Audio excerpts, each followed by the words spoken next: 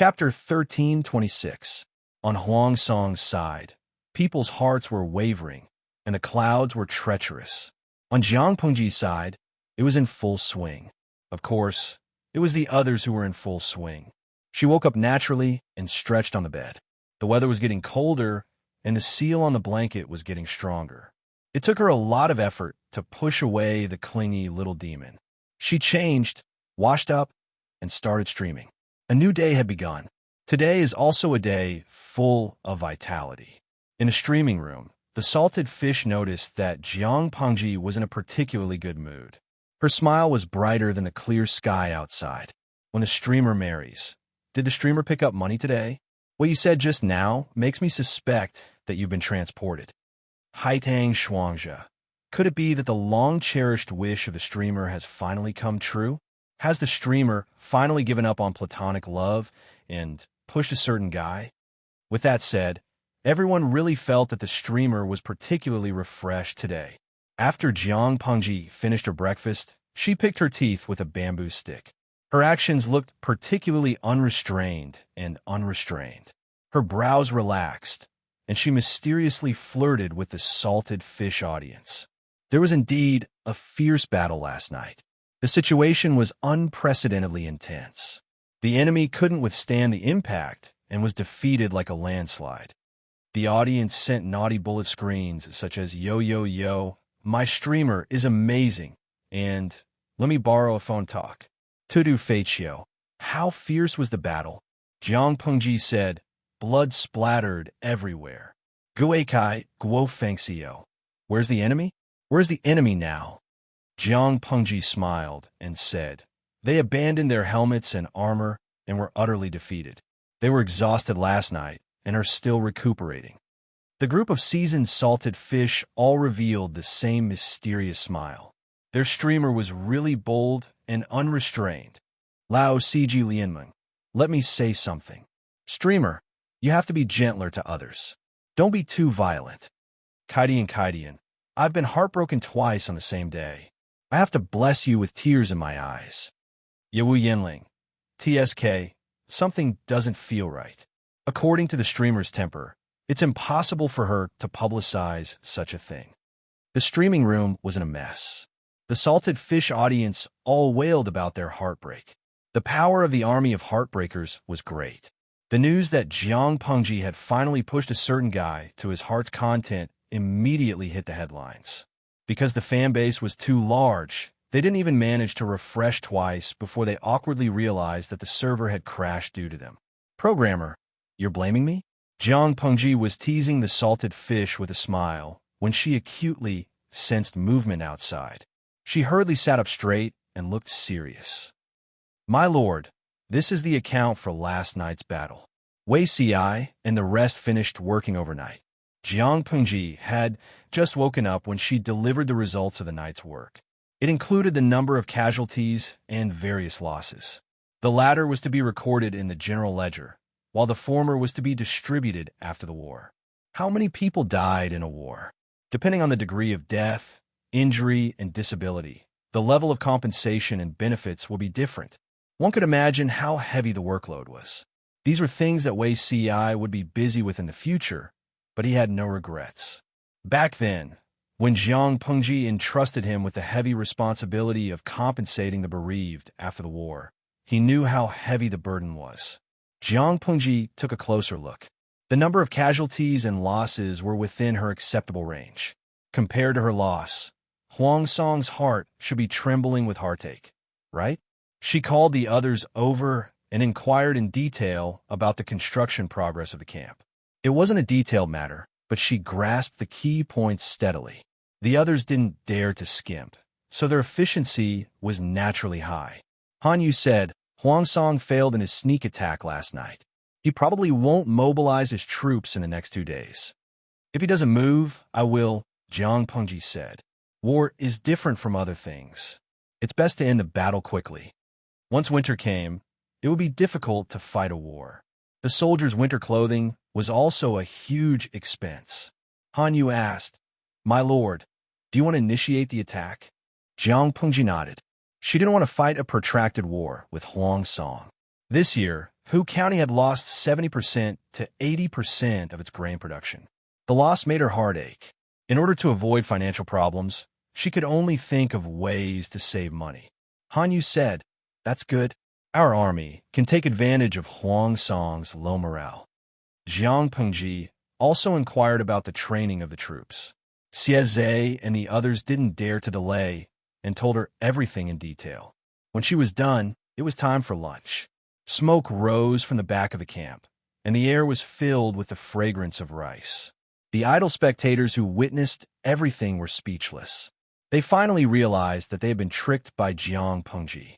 Lao Si Julianmeng, "Streamer, you've opened my eyes. What happened to the intense battle with blood splattering everywhere? What happened to the enemy abandoning their helmets and armor and being utterly defeated? They had wanted to talk in private before, but they never expected that the veteran players would still fail in the hands of the streamer. Tudu Faccio, #Doghead, the streamer is still as naughty as ever. Are you happy being naughty?" It was clearly Huang Song who ambushed her and was beaten back by her. They didn't expect her to make it sound so vague and ambiguous, leading the veteran players to fail miserably. Fukidujuo, I feel sorry for the programmers of Weibo and the servers that died unjustly. Weibo has crashed all morning. They died unjustly. Jiang Pengji spread her hands and shrugged. Was it her fault? The benevolent saw benevolence, and the wicked saw filth. What she said was the truth. Who asked them to misunderstand? Jiang Pengji smiled as she looked at the streaming room that had failed miserably. Her already radiant mood rose by a notch. Perhaps the heavens couldn't stand it anymore and found someone to make things difficult for her. Jiang Pengji sneered as she listened to the whole thing. She asked the people around her meaningfully, "Are they trying to discuss Bogeo, or are they trying to discuss me?" The people who had betrayed her had actually turned over a new leaf. They had even sent people to secretly express goodwill to her, hinting that they could assist her in eradicating Huang Song. She had seen thick-skinned people, but she had never seen anyone so thick-skinned. Sorry, in her case, there was no turning back for the prodigal son. There was only death. Yang Si furrowed his brows and said, "Could it be that Huang Song sent them to feign surrender?" Jiang Pengji said, "Bogeo knows my temperament. He wouldn't do such a stupid thing. Even if he wanted to feign surrender, he definitely wouldn't choose these people." She and Huang Song had also been friends of scoundrels for a while. They had a good time together. Although they hadn't confided in each other, Huang Song was a meticulous person. He had an accurate understanding of others. She didn't believe that Huang Song didn't know how she treated traitors. Yang Si revealed a look of disgust. "In that case, this is their own idea?" Jiang Pengji said, "This is a group of short-sighted idiots." When they saw that Jiang Pengji was seriously ill, they thought that she couldn't make it, so they turned to Huang Song. Now that Huang Song had failed, they felt that Huang Song couldn't make it. They were anxious to turn to her. Yang Si rolled his eyes and laughed. "How does my lord intend to deal with these people? There's no harm in make use of them, then throw them away after using them. There's no harm in doing so." Jiang Pengji said, "I'm not so incompetent that I need these useless people to deal with Bogeo. They don't even know what kind of people they are. Do they really think that they're rare commodities and that they can pick and choose among the feudal lords?" Yang Si saw that Jiang Pengji was angry, so he didn't say anything. Han Yu asked, "Then what does my lord mean?" Jiang Pengji sneered. Chapter 13:27. Since Jiang Pengji, the god of slaughter, had spoken, Yang Si, Han Yu, and the others couldn't stop her. Yang Si was better. He had followed Jiang Pengji for some years. He knew his lord's temperament very well. Han Yu wanted to say something, but stopped on second thought. After the meeting, Yang Si approached Han Yu and said, "Why do you look like you have something on your mind?" Han Yu glanced at Yang Si and didn't say anything. His expression was cold and distant. Ordinary people would have left, but Yang Si was different. He came up to Han Yu. He said, "Are you worried that my lord will lure those people here and kill them?" Han Yu finally opened his mouth and said slowly, "It's not good for my lord's reputation." Yang Si said, "Some people are like this. They want their reputation, but lose it. If they want their reputation, they have to suffer for it. Only our aides worry about my lord's reputation. She doesn't care about it at all. Zishao has been busy all these years. I've never seen him relax the storytelling team that he built up. Who else could it be for? Isn't it all for my lord? Zishao is probably the most tired one for my lord to have such a good reputation. But my lord is capricious. She's not the only one who's unhappy.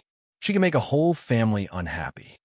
Han Yu said in a low voice, "From what you said, you have a lot of complaints about my lord?" Yang Si laughed. "You're really a bad person. Are you trying to get information out of me?" Han Yu said coldly, "A gentleman doesn't avoid the beauty of others and doesn't talk about their evil. Don't measure the heart of a gentleman with your own mean measure." Yang Si wasn't angry. Han Yu's temperament was like that. He was so honest that he wanted to be beaten up. Oh, the point was that Yang Si couldn't beat him. Yang Si said, "It's not that I have complaints about my lord. People have thousands of temperaments. It's rare to meet a lord who is straightforward and not stupid. I just said that to tell you that my lord doesn't care so much about her reputation.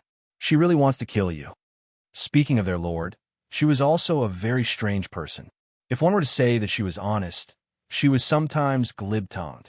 If one were to say that she was unrestrained, she would never bend when it was time for her to be upright. If one were to say that she was stingy, she would be willing to part with her wealth. If one were to say that she was magnanimous, if someone betrayed her once, she would want to kill that person. There were thousands of languages in the world, but Yang Si couldn't think of any words that could accurately describe his lord, let alone define her. It was probably because of this that she was able to get along well with everyone. Qiguan Rang was cautious. He only used 70% of his strength in everything and left himself some leeway. However, he did not hold back in front of his lord. Feng Jin was born in an aristocratic family and was the precious son of a noble family. No matter how good the Feng family's upbringing was, he was born with an air of nobility that separated him from others. In the end, this flower of the rich and powerful world was willing to submit to her master and help him with all her might. It had to be said that she was very capable. Feng Zhen and Wei Ci were each other's best friends. One was a playboy, while the other was an upright and elegant gentleman. Two completely different styles, yet they could get along harmoniously. However, it did not mean that the two of them could get along with the same master. In the end, the master did it. In the face of this situation, there was only one word in Yang Si's mind. All rivers run into the sea. Han Yu frowned. He was angry but powerless. You can't indulge the lord like this. Do you really think you're raising a daughter? Yang Si laughed and said, "What a coincidence. Feng Longzi asked the same question a few years ago." Han Yu was speechless. Did he really raise her as his own daughter? Yang Si expressed that there was nothing wrong with this. After all, the lord also treated them as the public's favorite. The relationship between the lord and her subjects was very harmonious. My lord's reputation is more important. Han Yu's heart wavered, but his mouth was still firm. Yang Si said casually, "The lord can do what she wants to do. Isn't it our duty to clean up after her?" To put it bluntly, she was an old maid who cleaned up messes. Han Yu said, "What do you mean?" Yang Si said, "It doesn't matter what lord does. What's important is what we should do after she's done. If their lord's reputation was really hurt, shouldn't they think of a way to reverse it? She couldn't possibly be worried that she wouldn't be able to protect her lord's reputation and deal with the aftermath, so she stopped her actions and regulated her behavior." Han Yu was speechless. He finally understood how the lord's unruly temper came about. It was all because of these people's indulgence. Han Yu had a bellyful of bitterness, but in the end, he had to fall into the mire with Yang Si. While Jiang Pengji was sharpening her knife, the pitiful fence-sitters still didn't know what was going on. Instead, they were delighted by Jiang Pengji's deliberately ambiguous attitude.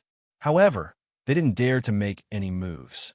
After all, they were still in Huang Song's territory. They also needed to find an opportunity to show their role. Little did they know that what they thought was flawless was all in Cheng Jing's eyes. Cheng Jing was furious and directly informed Huang Song of the matter. Huang Song was silent for a long time. His eyebrows looked gloomy under the flickering candlelight. "My lord, this matter Cheng Jing was a little hesitant. It would be fine if Huang Song directly got angry, but he didn't react at all, which was worrying. Huang Song said, Yumo, thank you for telling me about this. Otherwise, I'm afraid I would have been kept in the dark. Cheng Jing said, those two-faced villains are not worthy of your grief, my lord. Grief? Huang Song smiled. I'm not grieving over this. On the contrary, I feel pity for them and their brains. Cheng Jing was surprised. Huang Song said, Lanting hates people who betray her the most, not to mention people who betray her repeatedly. Cheng Jing hesitated. According to those people, Lu Shi seems to have the intention to accept them. This isn't like her. She doesn't have the tolerance to accept people who have betrayed her. Huang Song shook his head. If she really did accept them, it wouldn't be her. Do you still remember that when Lanting first entered Chongzhou, her father, Lu Zhongxing, wanted to matchmake her with the aristocrats of Chongzhou, but because a few people didn't know what was good for them and rashly humiliated her, she vented her anger on the entire family without saying a word. She's not a person who will compromise for the sake of benefits.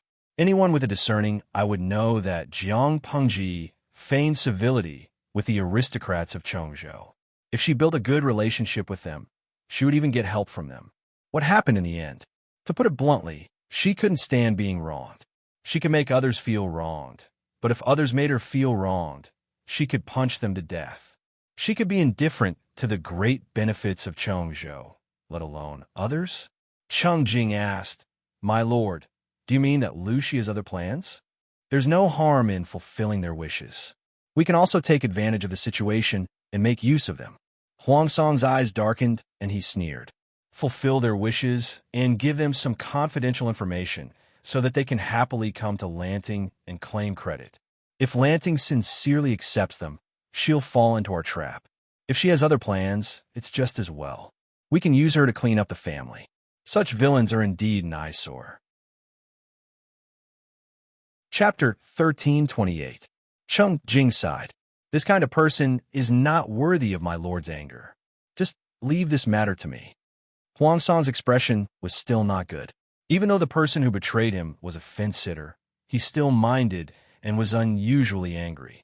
However, with Cheng Jing's persuasion, Huang Song calmed down a little. With a calm expression, he said, I'll leave this matter to Yumo. Cheng Jing bowed and replied, Yes. Courting death was not scary. What he was afraid of was being hated by both Jiang Pengji and Huang Song at the same time. Although Cheng Jing always acted like a gentleman, being a gentleman did not mean that he was honest and inflexible. If he really schemed against someone, the other party would willingly help him count the money after being betrayed by him. In the words of the live stream viewers, which of these think tanks and strategists did not cut the black and white? Which fat fish did not take the bait when they acted as bait? Others thought that they had taken advantage of the situation and succeeded in their scheme, but they did not know that the other party was secretly watching the show. Not long after Cheng Jing's scheme, the fat fish took the bait. Is this news true? Of course it's true. The person who spoke was the man who had visited Cheng Jing earlier. His companion was still a little worried and felt that the document in his hand was a little hot. Then tell me the details in detail. Cheng Jing is also an old fox. How could he be so careless as to let you steal this? The man said, Listen to me in detail. It turned out that Cheng Jing felt embarrassed when he forcefully sent him away. Yesterday, he met him and invited him to sit in his tent for a while. The two of them had not exchanged greetings for long when Cheng Jing received the battle document sent by Huang Song. He hid the document in the bedroom behind the tent. At that moment, because of the dry weather and the soldiers' carelessness, sparks from the bonfire splashed onto the tent and caused a fire, burning several tents nearby. Cheng Jing thought that the document had been burned, but he did not know that the man had taken advantage of the chaos to steal all of them. This fire came too coincidentally. His companion still had doubts in his heart.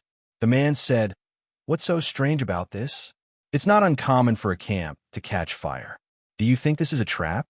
His companion hesitated and said, It looks like it, although autumn was dry and there was a lot of withered grass, making it easy for the tents to catch fire. The timing made him a little suspicious. The man said, Cheng Jing was almost burned by the fire. A small part of his left hand was burnt. If the soldiers hadn't put out the fire in time, he would have died. If this was really a trap, what was Cheng Jing plotting? He would have sent people to capture us long ago. Why would he play the trick of injuring himself to gain our confidence? His companion said, "It's not unreasonable to say that if Cheng Jing had set up a trap, it meant that Huang Song already knew that they had the intention to rebel. How could he not do anything? Now that he thought about it, he must have been thinking too much." His companion asked, "Then what do we do now?" The man said, "To avoid any undue delay, we naturally have to pass the news to Liu Shi before Huang Song mobilizes his troops. Only then can we seize the opportunity to make meritorious service." Although the battle document was confidential, it had a time limit. They had to act before the document became invalid. His companions were a little worried. If they really betrayed Huang Song, and they continued to stay here with Huang Song, they would lose their lives. He told the man what he was worried about, and the two of them came up with a plan to escape to Liu Shi that very night. There were a total of 5 powerful families that sought refuge in Zhanghe district. The 5 families were connected by marriage, and their interests were already inseparable. Naturally, they had to act together. They immediately split up to discuss with a few others. Finally, they decided to escape at midnight that night. Cheng Jing had long been watching them. Naturally, he would arrange for informants, so every word of their conversation fell into Cheng Jing's ears. He snorted coldly and said, "They don't know that their death is near." The camp occupied a large area, and the personnel were complicated. If they had trusted subordinates as spies, it would not be difficult to disguise themselves as ordinary soldiers and sneak out. Cheng Jing specially opened the back door for them, so their escape was exceptionally smooth. Jiang Pingji had even prepared backup for them. Seeing backup, the few of them instantly felt relieved. Although they did not show it on their faces, they felt a little proud. Although they had betrayed Jiang Pingji, now that they had returned, she still accepted them generously. How could they not feel proud? From another perspective, they could also see how important this confidential document was. They had secrets in their hands, and the weight of the secret was equivalent to the weight of their own. When they arrived at the camp, the sky was still gloomy, but their moods were incomparably radiant. From afar, they could vaguely see countless tents prostrating on the ground. Truly stepping into Jiang Pengji's territory, they felt extremely at ease. Little did they know that the god-slaying sword in Jiang Pengji's hand was already thirsty. "Where's the Lord now?" one of them asked the soldier who was waiting for them. The soldier replied respectfully, "It's still early. The Lord should be training the troops at the training ground. Please wait for a while." They did not suspect anything. One by one, they waited in the main tent for Jiang Pengji's arrival.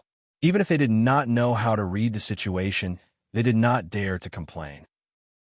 After all, the situation was stronger than they were. If Jiang Pengji asked them to wait, they had to wait. What was Jiang Pengji doing now? Just as the soldier had said, she was warming up and training the troops at the training ground. As the Lord, how could she convince the warriors and make them loyal to her? Apart from having a charismatic personality, her fists had to be strong. To make them respect her at all times, Jiang Pengji went there every few days. This made life difficult for Qin Gong and the others. Jiang Pengji occasionally beat up the newly promoted newcomers. Most of the time, she looked for them to fight one-on-one or gang up on them. Although she had a sense of propriety and would not embarrass them, it was a pain in the ass to be completely suppressed by the Lord. Others would still think that the two of them were evenly matched. As a result, the old generals did not like to spar with Jiang Pengji. When they saw her at the training ground, they looked bitter. Qin Gong, Xie Zhe, and the others had not learned their lesson. They were eager to try. When they could not avoid her, Jiang Pengji would stop for a while. "What? They're here?" Jiang Pengji was wiping the sweat on her neck with a cloth. She looked refreshed. On the other hand, Qin Gong and the others looked as if they had been plucked by a demon. "I'll go over now. You guys continue training." The first sentence was directed at the soldier who sent the message. The second sentence was directed at Qin Gong and the others. "Yes." Jiang Pengji left. The two who had escaped heaved a long sigh of relief. Jiang Pengji strode into the main tent. She did not even look at the few people. She sat upright in the main seat and held the god-slaying sword in front of her. With such an attitude, not to mention being courteous, it could not even be considered friendly. Yang Si said, "Your Highness, these are brought by these gentlemen. Please have a look." He held Huang Song's battle document in front of Jiang Pengji with both hands. She picked it up with one hand and opened it with a swoosh. She read through it quickly. Jiang Pengji's attitude was a mystery. The few people's optimistic moods sank. They held their breaths and waited for her reaction. After a while. Chapter 13:29. Their hearts skipped a beat. They were so scared that their faces turned ashen. Fake surrender? Where did that come from? They were sincerely betraying Huang Song and pledging allegiance to Jiang Pengji. For a moment, fear and grievance filled their hearts, but they could not care less. They hurriedly explained to Jiang Pengji. "Why did you say that, Master Lanting? We are sincerely surrendering." "Sincerely? TSK, then your sincerity is really cheap," Jiang Pengji said. "Are you really stupid, or are you pretending to be? Do you really think I'm an ignorant woman in the backyard? This so-called document is obviously fake. Do you really think I'll take the bait so easily?" Jiang Pengji's tone was very calm, but when it fell into people's ears, they felt a heavy weight pressing on their hearts. It was frightening. They were so scared that their faces turned pale. One of them immediately bent down to pick up the document on the ground. He read it carefully from beginning to end. No matter how they looked at it, the document was real. There were no flaws. Why did Jiang Pengji say it was fake? They did not know that she did not need to guess to know that it was fake. Her understanding of Huang Song was much deeper than Huang Song's understanding of her. It was impossible for the people in front of her to gain Huang Song's trust. The possibility of them getting the so-called confidential document was also very small. If secrets could be obtained so easily, why would they fight a war? They could just play spy games. Even if the document was real, Jiang Pengji did not intend to use it. The more critical the situation, the more calm one had to be. Even if Huang Song was like a grasshopper at the end of autumn, Jiang Pengji would not underestimate her enemy. Instead of believing in a secret letter whose authenticity was unknown, it was better to sit still and watch Huang Song reveal his fatal weakness in his impatience. She was not anxious. It was Huang Song who was anxious. Putting that aside, Jiang Pengji also needed an honorable reason to kill the people in front of her. Wasn't fake surrender a good excuse? As long as she insisted that the document was fake and that these people were enemies sent by Huang Song to fake surrender, wouldn't she have a reason to kill them? Although they did not know Jiang Pengji's plan, they were aware of the danger they were in. They were so scared that they broke out in a cold sweat. "How dare I belittle you, Duke Lanting?"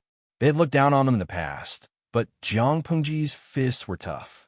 She made them swallow back all the words that they wanted to say. "Huang Song, my son, is selfish and treats his subordinates harshly. The Yuans are rampant and domineering, and we have suffered greatly. I've heard that the Duke of Lanting is a man of great righteousness and has the appearance of a truly wise ruler. That's why we're willing to forsake the darkness and seek the light." This letter truly belongs to Huang Song. This person spoke with righteousness and awe-inspiring righteousness. If he was given a background, it would definitely be a bright and clear universe, a clear sky, and bright sun. Jiang Pengji laughed.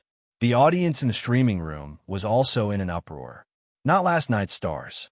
What the hell? How shameless were these people? Fusher Ruo Xiaoming. This is totally refreshing. These people betrayed the host, didn't they? What a disgusting face. Being two-faced wasn't scary. What was scary was that the other party still had the courage to defend themselves. Even the word shameless wasn't enough to describe what they looked like. Fu Feng Jiling. I feel even more sorry for Huang Song, my baby. This group of people picked up their bowls to eat, then put them down to curse. That's enough. They surrendered to Huang Song willingly. Now that they've expelled Huang Song, they're still slandering him. This operation is simply too awesome.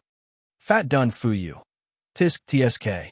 Two completely different faces. I've really learned something new. The audience had been following the streaming room for nearly 10 years. They'd seen all kinds of ancient people from Jiang Pengji's perspective. There were so many characters, but almost none of them were as disgusting as these people. They were obviously good-looking and had rather frightening appearances, but the way they ate was so unsightly. Jiang Pengji also sneered. I can't accept these compliments. When you betrayed me in Zhanghe District in Hu County, did you also say the same thing to Bogeo? You speak in human language when you see a ghost, and you speak in human language when you see a ghost. You have a sharp tongue, and your foundation in flattery is very deep. When they heard Jiang Pengji's words, they knew that she wouldn't believe them. Not only would she not believe them, but they would also be in trouble. As expected, Jiang Pengji said to the people outside the tent, "Guards!" As soon as she finished speaking, the soldiers entered in a line. Before they could resist, they locked their hands behind their backs. I've been wronged, Lord Lanting. I've been wronged. I've been wronged. I really didn't have any ulterior motives when I surrendered this time. Lord Lanting, please understand. My loyalty to you can be witnessed by the sun and the moon.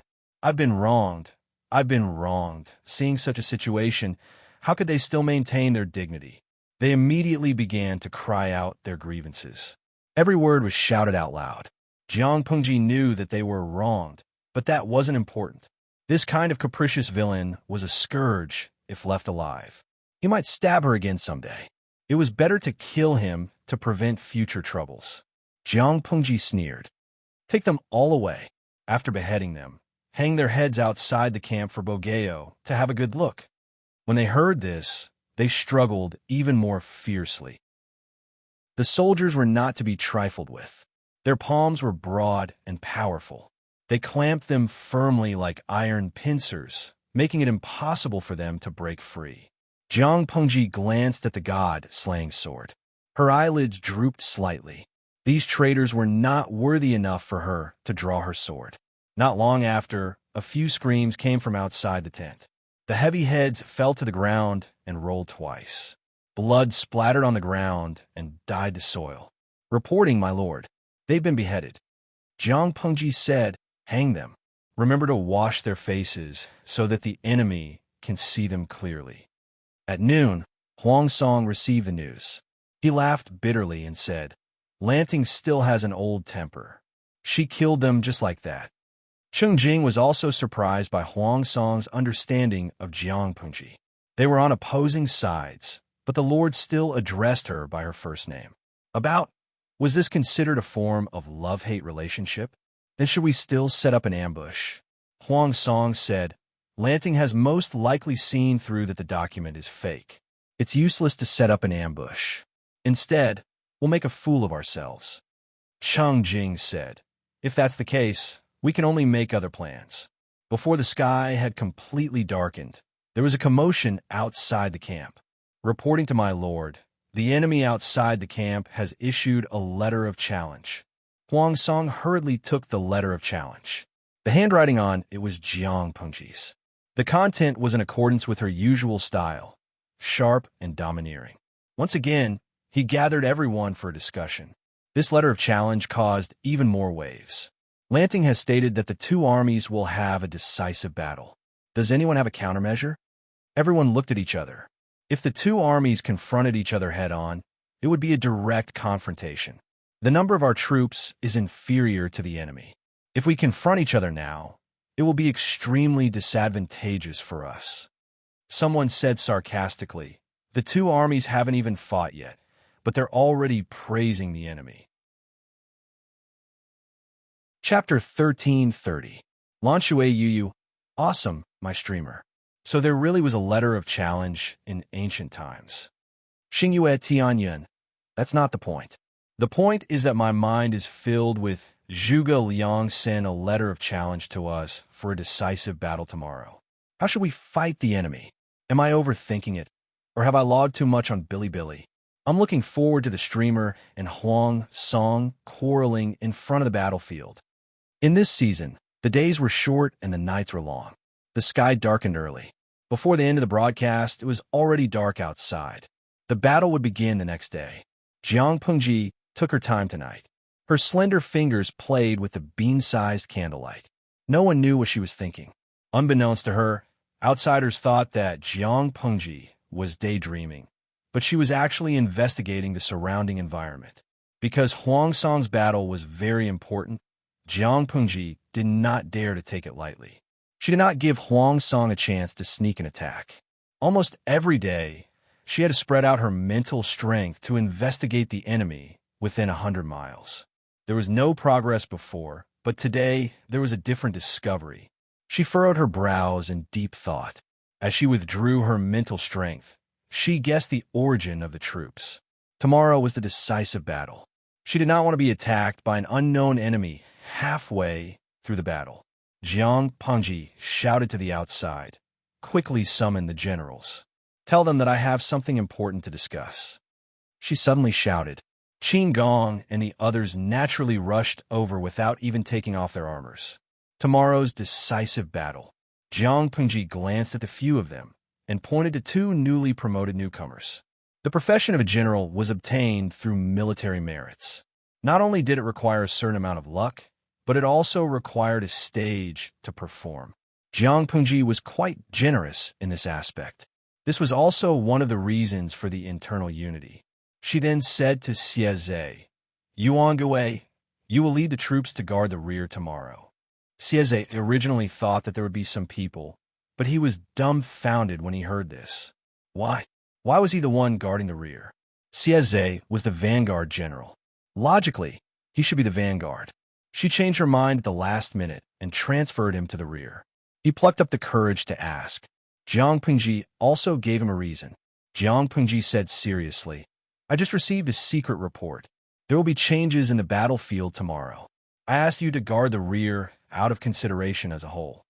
Xieze nodded his head and stepped out to receive the order. He returned to his original valiant and high-spirited attitude, as if he could raise his spear and kill the enemy right now. Qin Gong was younger than Xieze, but he definitely had more experience on the battlefield than Xieze, so he was naturally more sensitive. There's a change in the battlefield tomorrow. Could it be that Huang Song still has some tricks up his sleeves? I'm not sure yet. We'll know tomorrow, Jiang Pengji said. Yuan Gui, you must guard the rear well. Don't let your guard down. Even though there were very few generals under her command who thought they were smart and made decisions on their own, those who were young and famous were always more impetuous. They were eager to perform meritorious deeds, so it was inevitable that they would drop the ball at critical moments. Jiang Pengji had to remind them from time to time to prevent them from being hot-blooded. Generals were a profession where their heads were tied to their waistbands. If their brains weren't good, how long could they live? After a round of discussion, Jiang Pengji closed the streaming room, washed up, and went to bed. She needed to rejuvenate herself. There would be a big battle the next day. At the same time, the troops led by Feng Zhu were resting at a place dozens of miles away. The scouts sent out had also gotten a clear understanding of the situation at the front lines.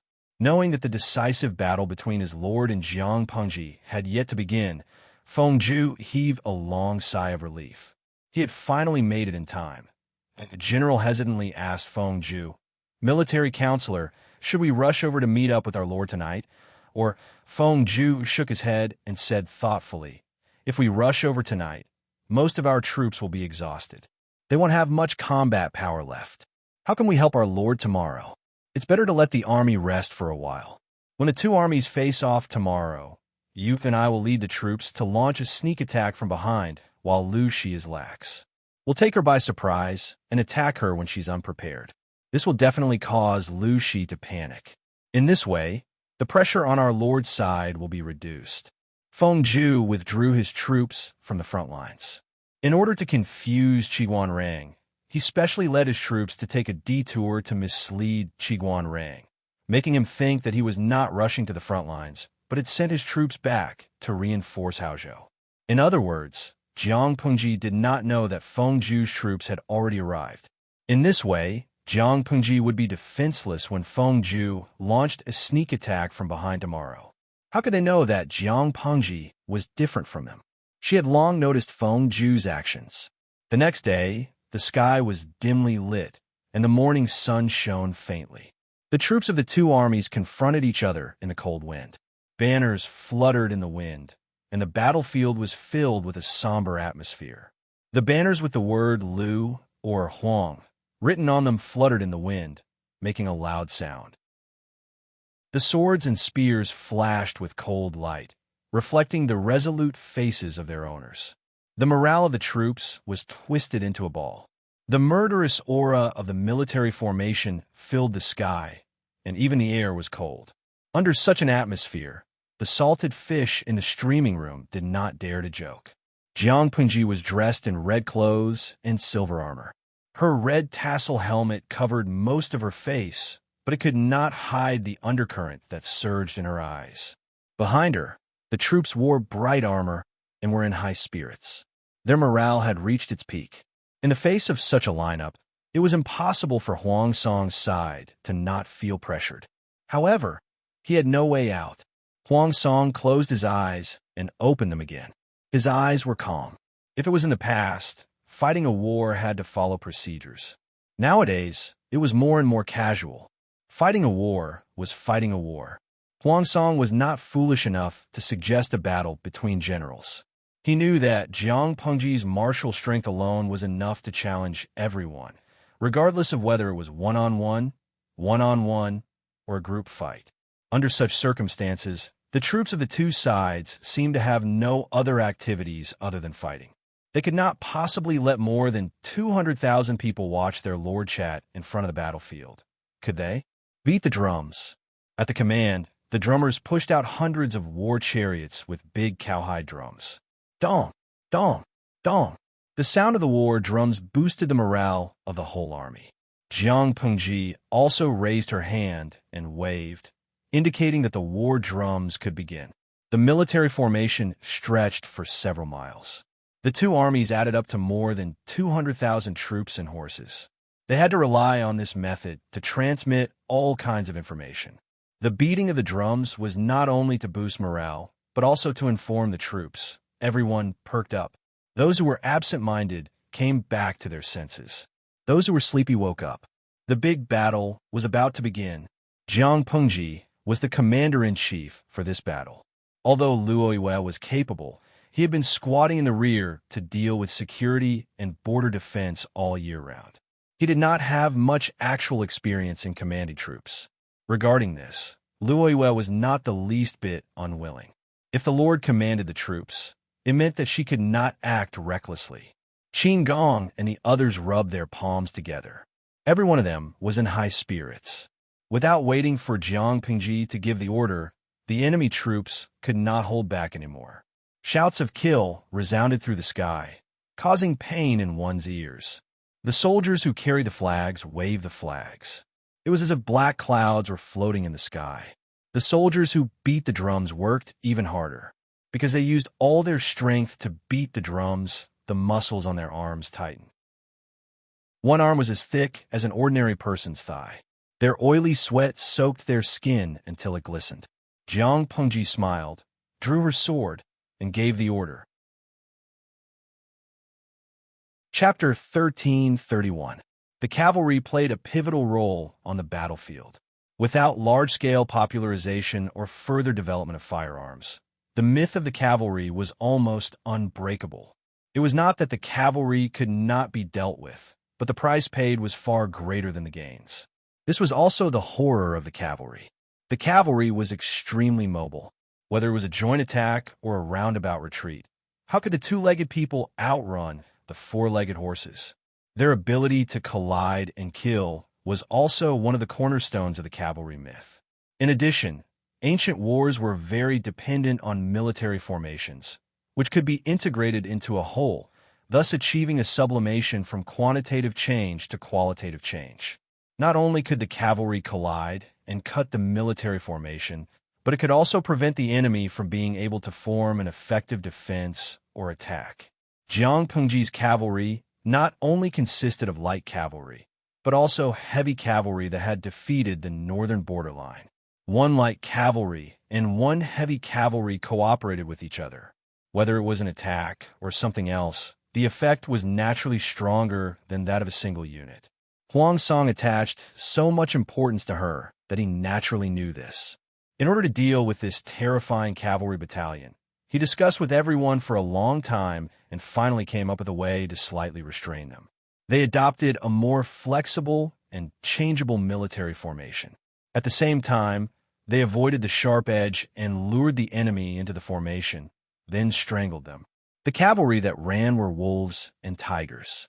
The cavalry that fell into the swamp of the sea of people were lambs waiting to be slaughtered. Their ability was limited. In order not to let the enemy discover that there was something fishy about the military formation, Huang Song and the others also made some changes to the vanguard. This method was no problem for ordinary people, but for Jiang Pengji, it was superfluous. Not to mention her own spiritual ability, even the high-altitude camera in the streaming room could overlook the situation from a certain angle. She keenly discovered the characteristics of Huang Song's military formation and gave another order. The messenger received the order and immediately sent the message out. The rhythm of the bugle horn and military drums suddenly changed. At that moment, the heavy cavalry had already resisted the tide-like rain of arrows and was less than 100 feet away from the enemy's front line. Such a short distance was just a blink of an eye for the war horses that were running at full speed. The soldiers on horseback heard the order to change. They pulled the reins tightly to direct the war horses to change direction while they raised their thick shields and smashed the charging enemy heavily.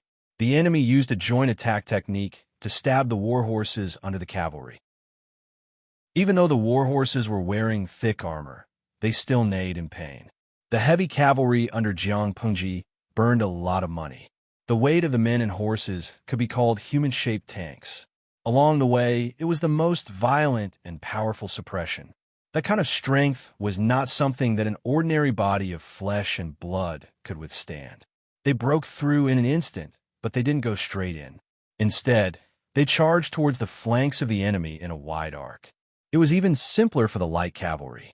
After receiving the order, they immediately split into several groups and circled around to the enemy's flanks. From the looks of it, the cavalry is afraid. The soldiers under Huang Song's tent did not know what was going on.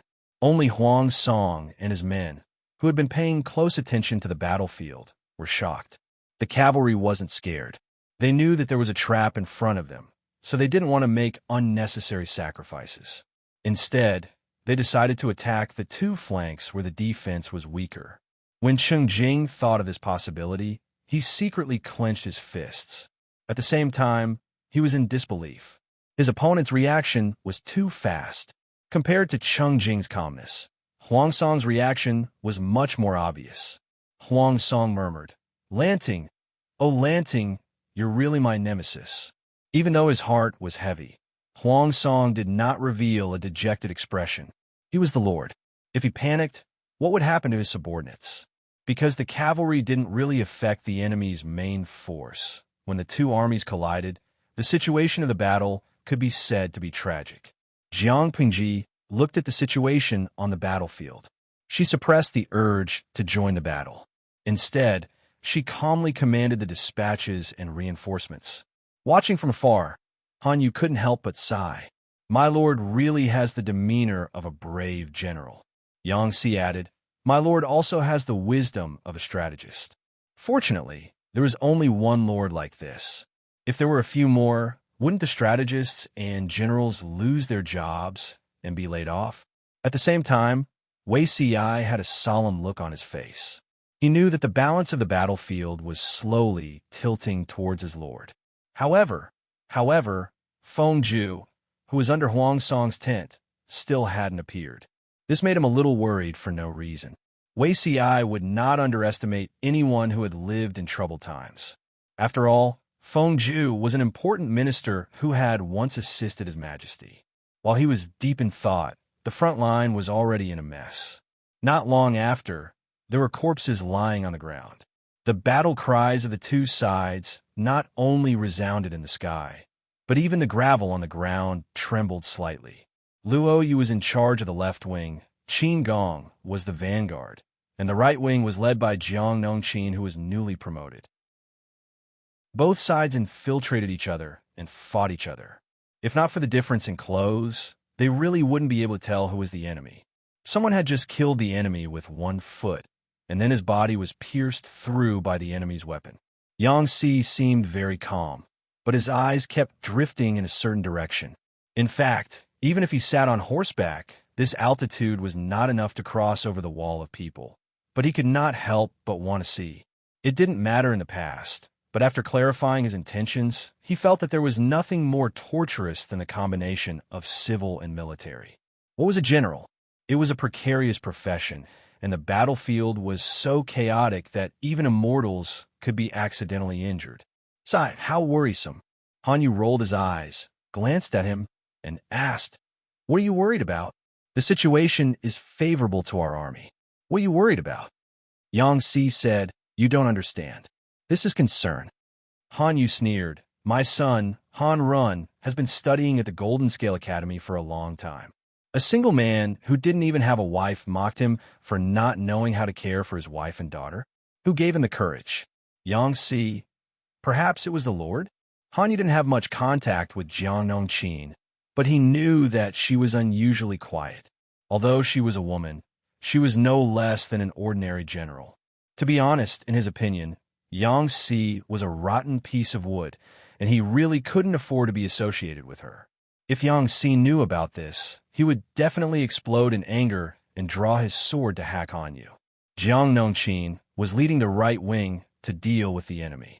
Because of her prestige in the army over the years, the generals under the Lord's command didn't dare to look down on her, not to mention those ordinary generals who had been promoted. No one dared to protest or question her orders, so the situation on the right wing was relatively stable, and it was difficult for the enemy to expand their victory. On the one hand, she cooperated with the middle army to contain the enemy, and on the other hand, she joined forces with the middle army to make the enemy suffer. Looking at her like this, who wouldn't give her a thumbs up? They were not convinced by women, except for two exceptions. One was the unfathomable Lord, and the other was the dignified Captain Jiang. Although Jiang Nongqin was an old woman, there were many people who secretly liked her, but they just didn't have the guts to say it out. "Captain Jiang, there's a change in the rear." Chapter 1332. The battle at the front was in full swing, and Xieze was so bored that he was almost moldy. However, military orders had to be obeyed. Even if there was nothing wrong, Xieze still had to be alert and be extremely vigilant. Have the scouts we sent out returned? Xieze paid attention to the battle situation at the front and ordered the soldiers to be ready for battle. Reporting to General, "There is no news yet." The deputy general pressed the sword at his waist with his left hand and looked at the front solemnly. He asked Xieze in a low voice, "General, why did the Lord send the general? Huangsong's troops are not as good as ours. He has already used up all his troops. How could he have the strength to launch a sneak attack?" For a general, there was no future without military merits. How did military merits come about? Naturally, they were piled up with the enemy's heads. Hiding in the safer rear, they didn't even see the shadow of the enemy. Wasn't this a waste of time? Their lord's future was getting brighter and brighter. Once Huangsong was destroyed, she would be the ruler of all of Dongqing. It was a small peak of her life. They didn't know what the future would be.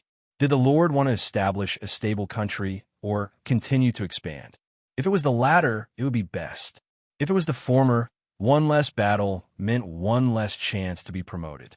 When the world was at peace, it would not be so easy for a general to be promoted. This time, being sent to the rear was equivalent to being on a cold bench. The deputy general who assisted Xieze was naturally worried. "This is the Lord's order. We will follow it. She must have a reason for this arrangement. Let everyone be alert so that the enemy doesn't take advantage of any loopholes." Compared to the deputy general's worry, Xieze was calm.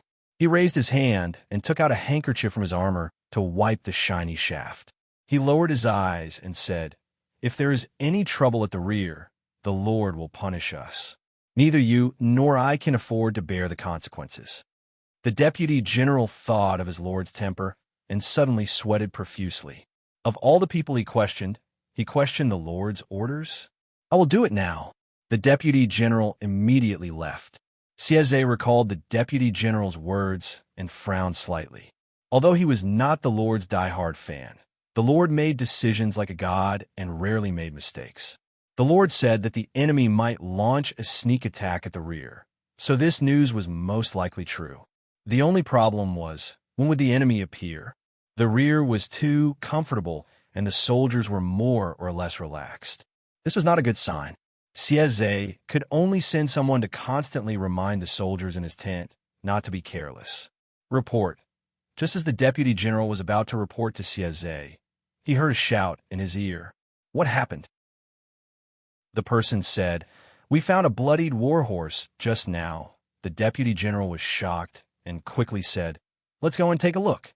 It was a maroon warhorse. Its body was not as tall and strong as the heavy cavalry warhorses. It had a tubular body, a narrow chest, a long back, and shallow ribs. Although its back was narrow, it was strong and powerful. Its muscles were more developed than ordinary warhorses, and its fur was glossy. Those who were familiar with the breed of warhorses could tell at a glance that this horse was from the northern borderline and definitely had the bloodline of the Fergana horse of Shalon. It was fast, had great endurance, and came and went like the wind. Of course, this kind of horse was also specially allocated to scouts to ensure their mobility so that they could escape as soon as they discovered the enemy. The deputy general looked at the warhorse with a heavy expression. He raised his hand and touched the bloodstain. With a slight sniff, he knew that it was human blood and not horse blood.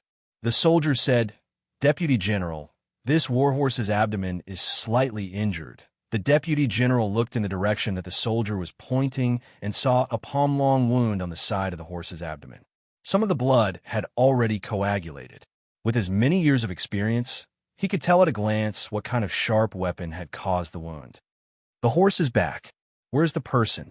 the deputy general asked. The soldier replied, "I didn't find him. When the horse came back, I didn't see anyone." The deputy general's heart sank. He vaguely guessed that the scout had died. He asked again, "Other than this horse, did any other horses come back?" The soldier shook his head. The deputy general quickly passed the news to Sieze. The mission of this batch of scouts was not to investigate the front, but the rear. Now, they had been killed. If not for the fact that the horse knew the way and ran back with injuries, they probably wouldn't have found it. It could be seen that the Lord's guess was correct. There was indeed an enemy force hiding in the dark. Hearing the deputy general's words, Sieze's brows furrowed, leaving faint wrinkles between his brows. Order the entire army to be on guard. He knew very well what kind of equipment his scouts were equipped with. Almost all of them were equipped with good horses that had both speed and endurance. Under such circumstances, they were still killed by the enemy. It could be seen that the enemy was not easy to deal with. If the warhorse hadn't come back on its own, Sieze wouldn't have known that the enemy had appeared. Not long after he issued the order, there was a rumbling sound from behind. The ground shook even more violently. "Kill!" Accompanied by thunderous shouts, a dense horde of enemies quickly appeared in their field of vision. The deputy general's warhorse was startled. He was shocked by the number of enemies. He called out to Sieze loudly, "General, the enemy is here." Sieze glanced at them, and his face darkened. The enemy was less than 3 miles away. How did they do it so close? If the Lord hadn't warned them, the enemy would have launched a sneak attack, and the army would have suffered heavy losses. "What are you panicking for? Get into formation," Sieze shouted, as if he knew what was going on. 3 miles was nothing to the enemy cavalry. These cavalry were not easy to deal with. They were very skilled with their bows and arrows. Before they even got close, the arrows had already fallen. Sieze was calm. On one hand, he commanded the soldiers to block the arrows with the shield wall. On the other hand, he ordered the archers to shoot at the enemy under the protection of the shield wall. He tried to clear out the nearest wave of enemies.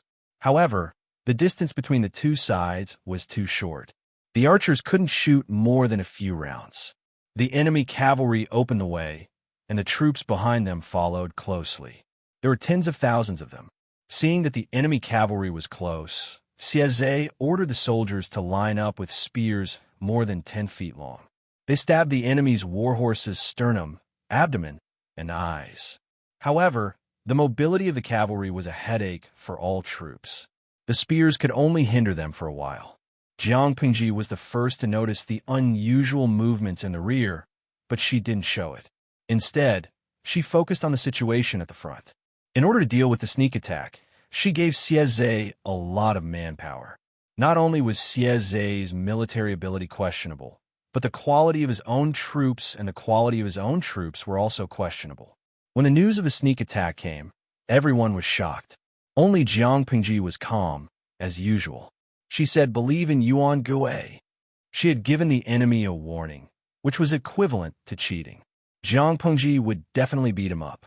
Inexplicably, Xie Zhe's little universe, desire, erupted. The enemy troops who launched the sneak attack were not bystanders. They were the people Feng Zhu had brought from the front lines of Wanzhou. Chapter 1333. Military Advisor. This, Feng Zhu said in a hoarse voice. Lu Shi is indeed a terrifying person. He rarely admired anyone, but Jiang Pingji, who had made his plans fail time and time again, was definitely one of them. Those who guarded the rear under such circumstances were either people who were cautious and cowardly, or people who had foresight. Jiang Pingji could not be the former, so it could only be the latter.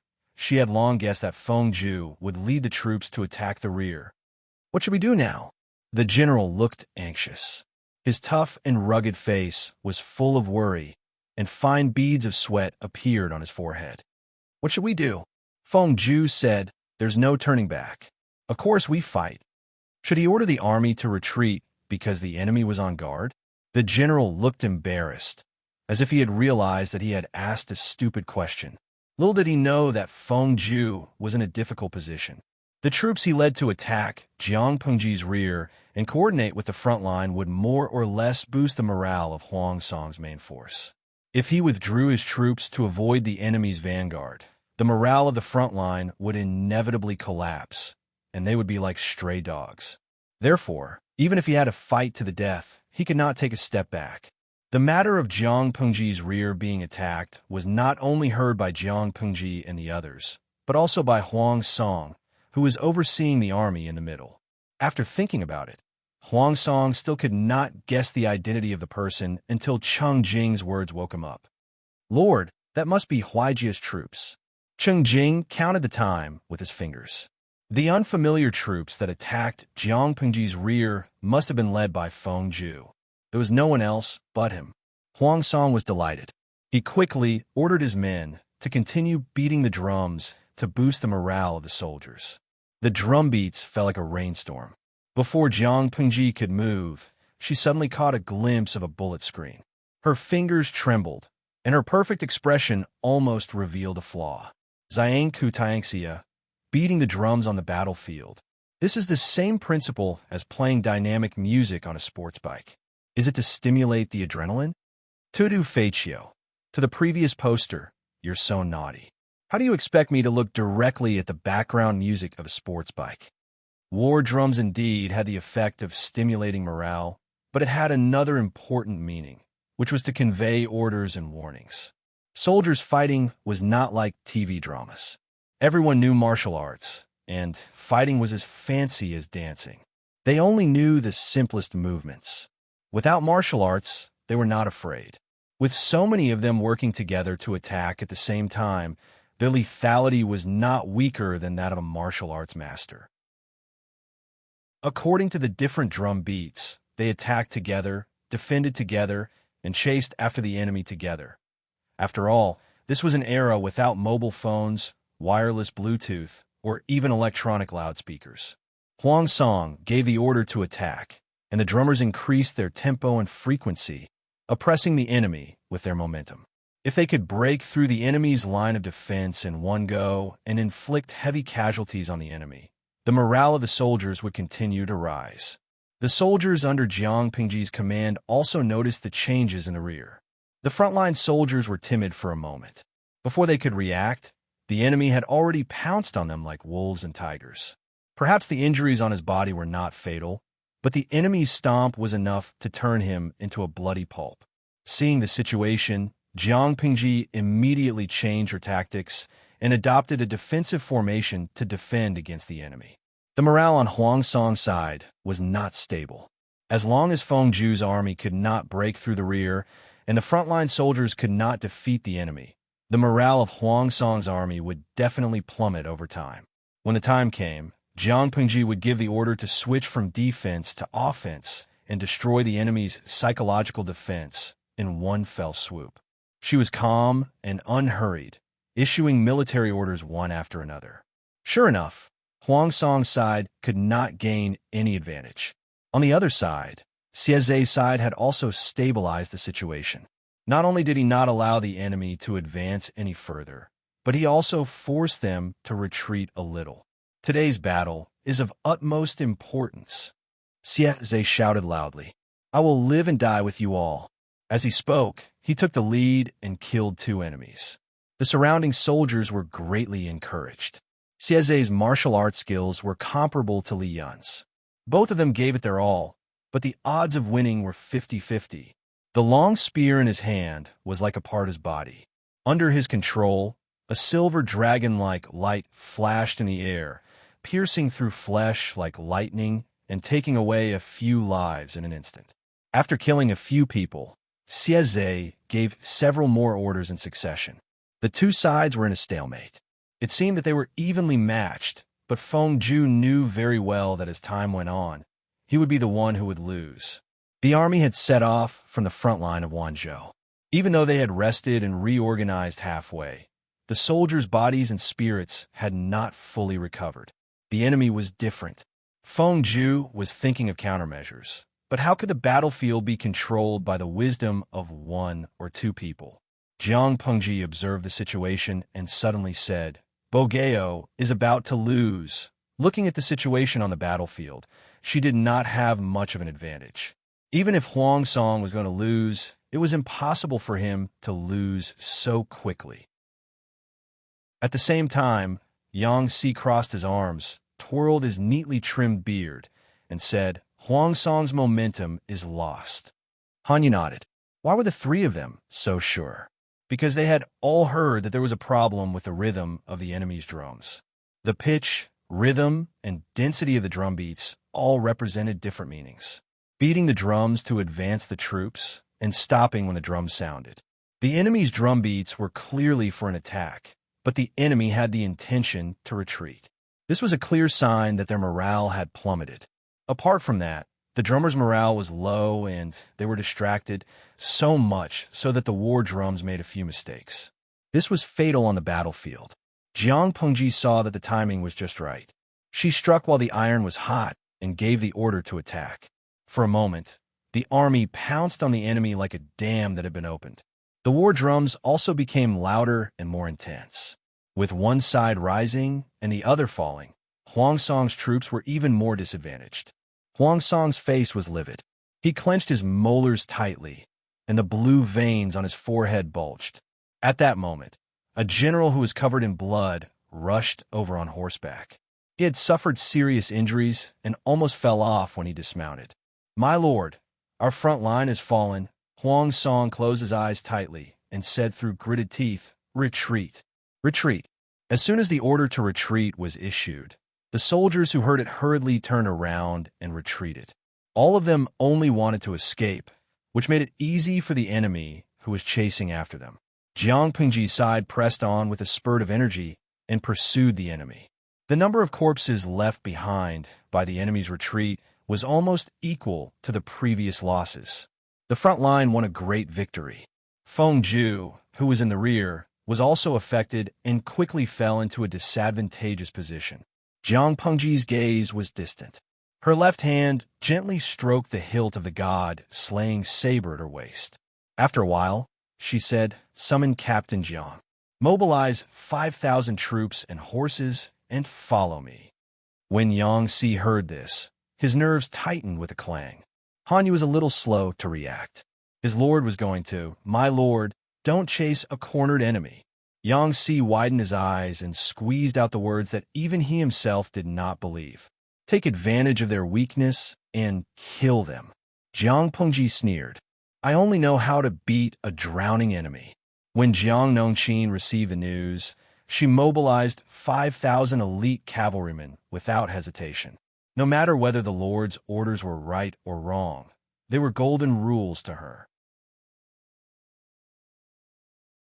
Chapter 1334. They thought they could finally be at ease. Who knew that their lord was such a worrisome person? Han Yu said, "Are we short of 5,000 soldiers and horses? Why don't we bring more?" If it were not forbidden, Han Yu really wanted to bring all the troops to ensure his lord's safety. Jiang Pengji said, "Why do we need so many people? If 5,000 soldiers can't take down Bogeo, why should I keep them and waste our food? If 5,000 light and heavy cavalry soldiers could not take down the defeated soldiers who had lost their morale and were like stray dogs," Jiang Pengji really wanted to scold them as useless snacks. Although her words were harsh, no one could refute what Jiang Pengji said, because she had the right to say so. "Nongqin, let's go." Jiang Pengji waved her horsewhip. Little White took the lead and rushed out. Jiang Nongqin rode her horse and followed closely behind. 5,000 light and heavy cavalry soldiers followed. Looking at his lord's back, Yang Si almost suffocated. He raised his hand and kept rubbing his left chest. With such a lord, his life would be shortened. Han Yu's face darkened. He caught a glimpse of Yang Si's action and asked, "What's wrong with you? Why didn't I know you were ill?" Yang Si said, "Since I followed such a lord, I'm worried that I'll fall ill." Han Yu was strangely silent for a few seconds. He could understand what Yang Si meant and felt the same way. Without comparison, there would be no harm. He thought of his former lord, Su Bei. Although he was not as versatile as his lord, at least he was less worrisome. The two of them did not have time to chat. Although Huang Song's side had retreated in defeat, they had not dealt with the enemy troops who had attacked them from behind. Although Xie did not have a strong desire for fame and fortune, as a military general who would dislike having too much glory bestowed upon him, Xie was no exception. If they could completely defeat the enemy troops who had attacked them from behind, it would be a great achievement. Feng Zhu saw that the situation was hopeless and began to retreat in an orderly manner. However, the soldiers had lost their morale. One by one, they were like headless flies, throwing away their armor and running for their lives. The negative emotions were contagious. First, it affected a group of people, then it spread to thousands of people. Feng Zhu saw this, and his face turned ashen. He almost fell off the horse. Fortunately, he was supported by someone. Otherwise, he would have been injured or killed if he had fallen from such a high horse in such a chaotic situation. "Military advisor, this general will escort you out of here." Feng Zhu woke up from the discomfort of the spinning world. His lips were dry and peeled, and he looked particularly haggard. "You don't have to worry about me. It's more important to gather the troops and retreat. As long as the green hills last, one need not worry about firewood." If they missed the best opportunity, they would be completely annihilated. Just as they were talking, a deafening battle cry came from behind them. Even though they had been fighting for several hours and the soldiers were exhausted, the enemies in front of them were all meritorious. With meritorious service, they would be able to earn high rewards.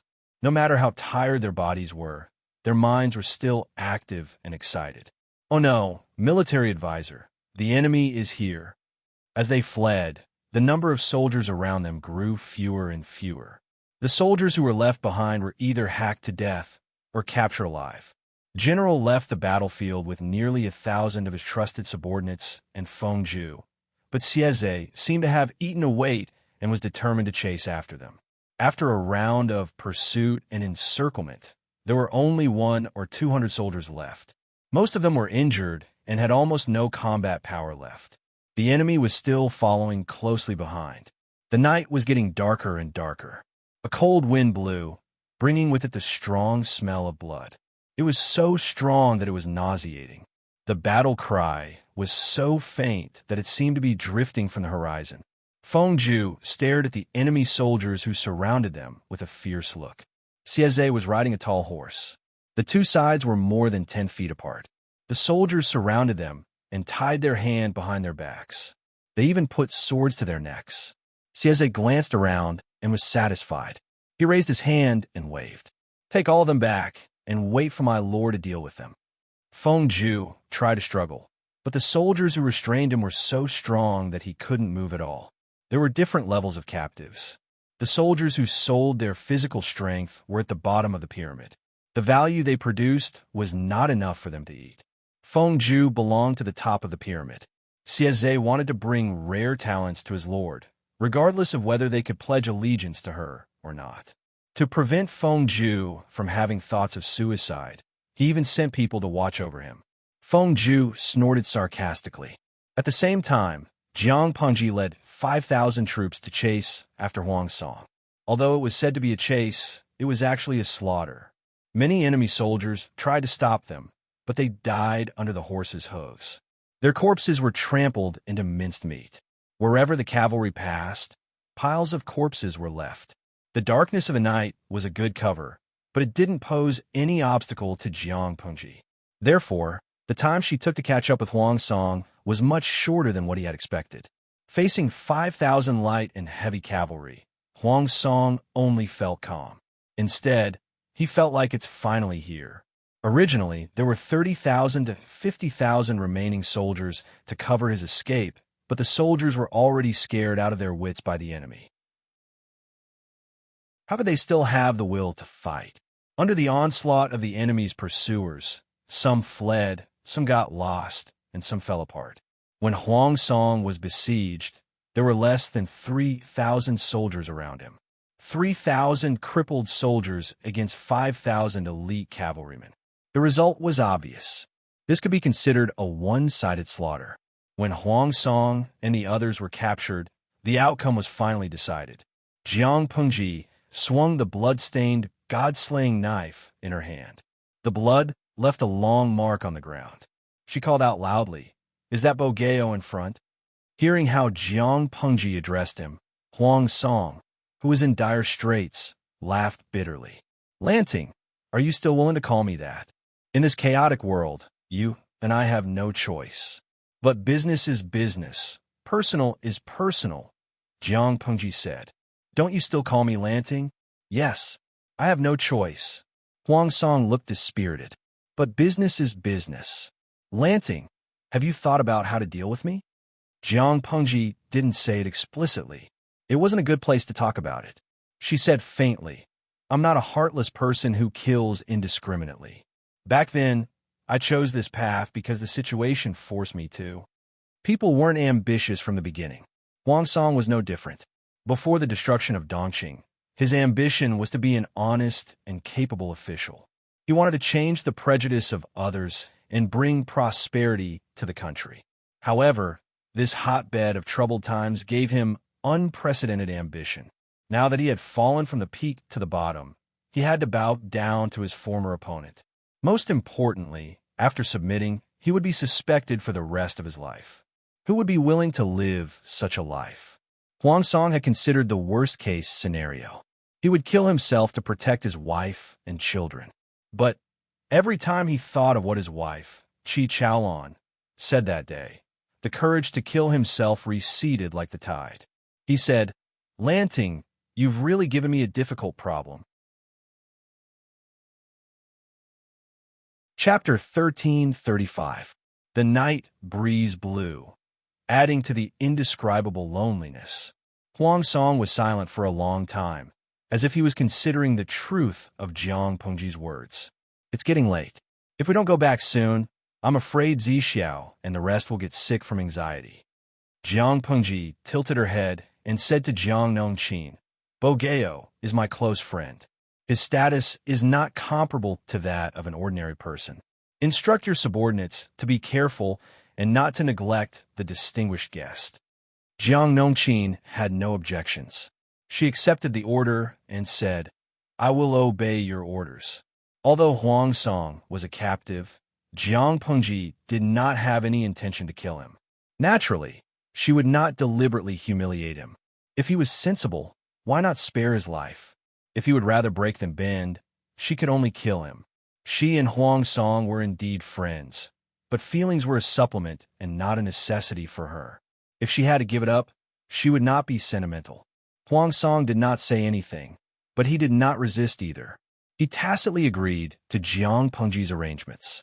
Compared to his calmness and indifference, the reactions of the others were more intense. Some cried hysterically, some were like dead water, and all their hopes were dashed. Some were trembling with fear. When the soldiers wanted to tie him up with ropes, his body shook like a sieve. Despair shrouded them like dark clouds. No one knew where their future lay. According to the rules of the past, if the lord of a force was defeated and captured, most of the officials under her would not have a good ending. Some could still jump ship and change bosses. Some would forever be suspected and suppressed because they had a close relationship with their old masters. They would be depressed for the rest of their lives. Jiang Pengji did not think so much. She only knew that the battle between her and Huang Song had finally come to an end. All that was left was to deal with the aftermath and recover Haozhou. It would not take much time. After thinking about it carefully, she felt that the pressure on her shoulders had lightened. She even had the leisure to chat and laugh with Jiang Nongqin. Jiang Nongqin did not dare to keep pace with her lord. She maintained a respectful posture. Even when riding a horse, she lagged behind her by half a horse's body. Jiang Pengji said, "You have made such a great contribution this time. What do you want, Nongqin?" Jiang Nongqin said without hesitation, "It's my honor to go through fire and water for you, my lord. How can I claim credit and ask for rewards?" It was reasonable for her to give up her life for the lord. Jiang Nongqin did not lack anything. The lord had given her a chance to perform meritorious deeds, which was already considered a gift. Jiang Pengji sighed. "I know you are loyal to me, but you have to think about yourself." Jiang Nongqin said matter-of-factly, "I'm very good." She felt that her current life couldn't be any better. Her lord had given her a second life and allowed her to live a life that she had never dared to imagine before. Occasionally, when she thought back to the past, she was a little surprised. Was the me before the age of 13 really her? She grew faster than her peers and had a bigger appetite. Because of this, her parents treated her harshly and scolded her. Her grandmother regarded her as a jinx and repeatedly bullied her. At the worst, she broke a pole that was as thick as an arm. After that, her so-called relatives sold her to a broker in exchange for a meager amount of money. He entered the Liu residence by chance, but because he looked more mature, he was humiliated by the steward's son. She had long been ready to die. The Lord had given her the meaning and courage to live, allowing her to enter a level that most people in the world could not reach. In her heart, the lowly servant Ah Zhu had long died. The one who survived was the Lord's Jiang Nongqin. Jiang Pengji was very stingy with her feelings, but Jiang Nongqin was one of the special cases. "I heard that you and Jing Rong." Jiang Pengji was not a professional iceman, but every pair of mandarin ducks that had been brought together by her was a model couple. Jiang Nongqin's expression was calm. Not a trace of shyness could be seen. She was calm as if she was talking about the weather. "What's wrong with military advisor Yang? I remember that Nongqin is only a year and a few months older than me." Jiang Pengji said, "The war will stop for a while. Don't you want to take advantage of the gap to settle the matter between you and Jing Rong? His peers have given birth to a few children, but he is still alone." Jiang Nongqin frowned, and her tone was a little unfriendly. Of course, this unfriendly tone was directed at Yang Si. Could it be that military advisor Yang said something in front of the Lord? If not, why would the Lord suddenly urge them to get married? Jiang Pengji said, "No, I just dislike his old age. If the two of you don't hurry up, it will affect the children more or less." Jiang Nongqin said, "Will it?" Jiang Pengji said, "Jing Rong was addicted to alcohol when he was young, and his private lifestyle was tsk. He is old, so it will naturally affect him." Jiang Shaowei had never doubted the Lord's words. "I will consider this matter carefully." Thinking of the children of the Golden Scale Academy, Jiang Nongqin's mind started to work. They were all the pillars of the Lord's future. Thinking of this, she did not seem to be very resistant to this matter. Jiang Pengji said, "If Nongqin gets married, I will prepare a wedding dowry for you that will definitely not be worse than those of the princes and their grandchildren." Marriage in ancient times was particular about matching families. The economic strength and social status of the man and the woman would not be too far apart. Therefore, the betrothal gifts and dowries of both parties were mostly equal. If one party was more powerful than the other, and the man's betrothal gift was less, others would criticize him for marrying into the family and claiming connections with the in-laws. If the woman's dowry was less, others would also criticize the woman's family for selling their daughter. If Jiang Pengji really wanted to prepare a wedding dowry for Jiang Nongqin, Yang Si would have to empty his family's pockets. Jiang Nongqin revealed a faint smile, her eyes overflowing with happiness. Yang Si was speechless. I have something to say, but I don't know if I should say it. Jiang Pengji spent an hour before returning. Everyone was already looking forward to it, their necks stretched out. Hearing the movements of the army returning, they hurriedly went forward. Their first reaction was to look for Jiang Pengji. He looked left and right and saw that his lord was unscathed. Only then did his little heart return to its original place. Jiang Pengji said, Bogeo and the rest entertain them well. Everything will be discussed tomorrow. Yes. Yang Si deliberately lagged a few steps behind so that he could walk side by side with Jiang Nongqin. The latter was frowning, as if she was thinking about a huge problem. Jiang Nongqin said, for the next few days, military advisor Yang should abstain from alcohol and food. You should learn more about health from military advisor Wei. Yang Si asked, why? He did not know what Jiang Nongqin's temperament was like in the past, but after the two of them got to know each other, he realized that this woman was more reticent than anyone else. She rarely spoke so much at once, especially when she was concerned about his health. He was flattered by the sudden concern. Jiang Nongqin said, military advisor Yang, do you have any plans for having children? Yang Si said, I haven't thought about it. In the past, he was an unmarried dink. He did not even have a wife. So where would he get a child? Jiang Nongqin said, I hope that he will be a promising successor. If he can't be brought up, it's better to get rid of him early so that he won't tarnish the family's reputation. Yang Si was speechless. With such a mother, the child would have to open his eyes wide and weigh his own worth before reincarnating. Chapter 1336. Jiang Nongqin was different from ordinary women. Although the two of them communicated their thoughts, Yang Si felt that there was still a gap between them. She took the initiative to bring up the topic. Yang Si felt that he had finally written the first line. The rest was much simpler. However, the two of them were not emotional people. They talked more about official matters. He asked curiously, where did the Lord capture Huang Song? Jiang Nongqin said, it doesn't matter where. No matter where he is, he can't escape from the Lord's palm. Yang Si had a certain immunity to such die-hard comments. He automatically ignored them. Did he have any extreme reactions when he was captured? Jiang Nongqin said, he's like a turtle in a jar. What's the use of resisting? The Lord treats him well. If he doesn't appreciate it, he'll die. Yang Si was speechless. His heart disease was going to act up again. Apart from a small number of people who were separated in the chaos, most of the mainstays under Huang Song's command were captured and became Jiang Pengji's prisoners. The latter did not have the habit of abusing captives, but she would not treat defeated people as distinguished guests. Apart from Huang Song, who was treated well, the other people's conditions were very ordinary. The food supply was the same as that of ordinary soldiers. Some people flew into a rage and knocked over their food. Some people ate in silence. Cheng Jing was detained alone, so Wei Si easily found him.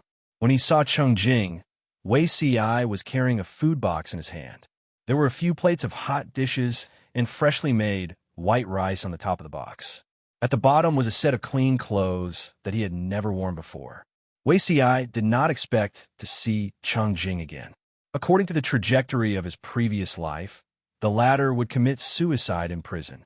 On second thought, the friendship between Cheng Jing and Huang Song was not as deep as it was in his previous life. Naturally, he would not commit suicide for his master. Cheng Jing was locked in a small tent. There were many soldiers guarding outside.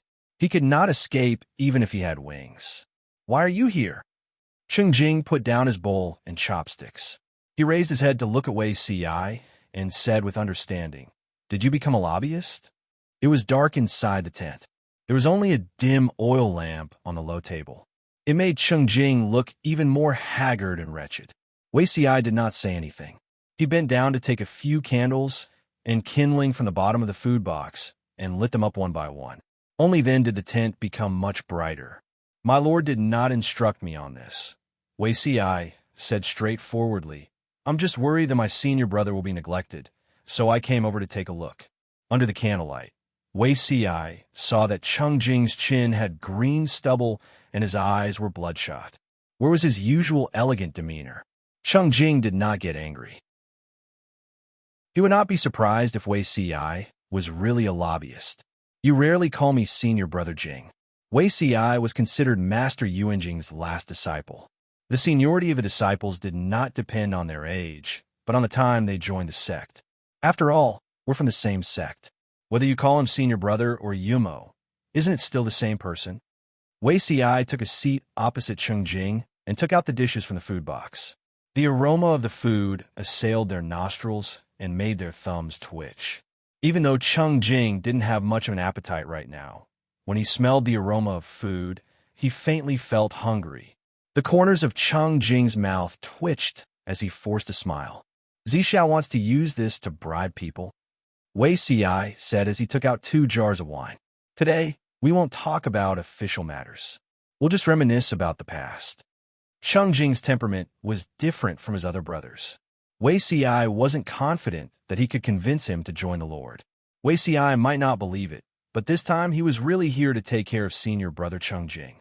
There was one thing that Wei Si didn't understand in his previous and current lives. Why did Cheng Jing follow Huang Song? Wasn't his Tao to follow the will of heaven and support the orthodox?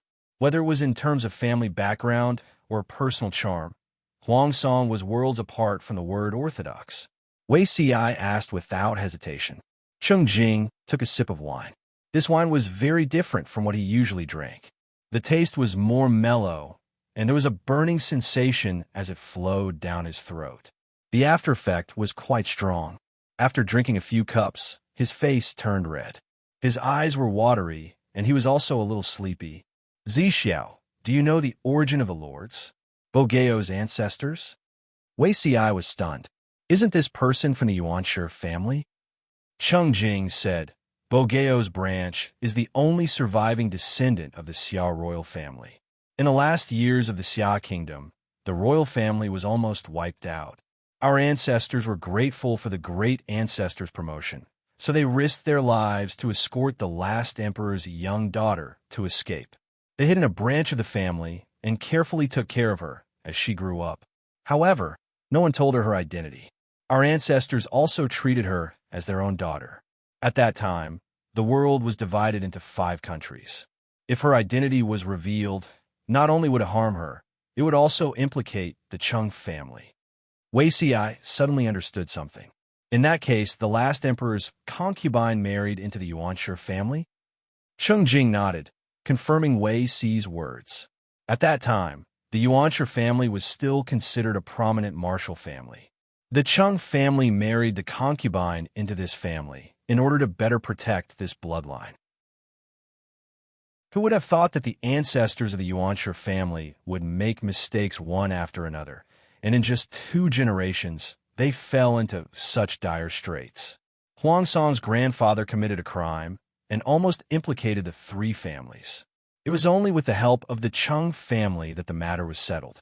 The death penalty could be forgiven, but punishment was inevitable. Huang Song's father was exiled and died halfway through. The orphan and widowed mother had no one to rely on, and the Yuanshi family refused to take care of them. Huang Song's mother could only rely on her embroidery skills to earn money to support the family. When Huang Song's mother was widowed, she was still very young. By chance, she caught the eye of the Dongqing Emperor's favorite chamberlain, Huang Tan, and he came to ask for her hand in marriage. Huang Song's mother remarried, and Huang Song's father changed his surname to Huang Tan's stepson. Huang Song naturally followed his father's surname. Not many people knew about this old past. Even Huang Song himself did not know. Of course, Chang Jing assisted him partly because of their bloodline, but also because Huang Song had his merits. If he could restore the glory of his ancestors, that would be the best. Senior brother, tell me about this. Wei Si was a little puzzled. According to the normal scenario, if the Lord knew that Huang Song had this relationship, Huang Song's life would be in danger. Cheng Jing said, the remaining power of the Xia kingdom has long been gone. Whether Bogeo has royal blood or not, does it matter? Moreover, there were only a few people who knew about this matter, and most of them were dying. Who would believe that the grandson of a eunuch in the eyes of outsiders was actually the last descendant of the previous dynasty's royal family? Senior brother also said that the Xia kingdom no longer exists. Do you still insist that they are the legitimate ones? Wei Si asked. Cheng Jing smiled and said, that depends on whether the Duke of Lanting that you serve can become the legitimate one. When others heard this, they would probably think that Cheng Jing had the intention to pledge allegiance. But Wei Si knew very well that he was determined not to pledge allegiance. Unless the Lord can really ascend to the throne. Wei Si sighed and said, Senior brother, do you have the heart to waste your time and be an idler in the mountains? Cheng Jing said, this is not a question of whether I have the heart or not. This is a question of whether the Duke of Lanting is willing to fulfill my wish. He did not have the initiative. Cheng Jing was not against serving Jiang Pingji, but it was not the current her. Wei Si said, Senior brother, don't you think it's a pity? What a waste of a good time. If the world was at peace, it would be extremely difficult for Cheng Jing to be put in an important position. Would he really not be depressed in the future? Cheng Jing said, there's Wei Si, Yang Si, and Han Yu. Cheng Jing is not missing. The Yuans under Huang Song were the only ones who were powerful. He had seen how much harm they had caused. If the Langya branch was completely powerful, would Jiang Pingji feel that she could not do anything alone? It was better to retreat in the face of the current and seek peace. It would not be too late to become an official after the world was at peace. Chapter 1337. Wei Si got up and bade farewell. He stopped in front of the tent and said, I will not hide Huang Song's past from you, my lord.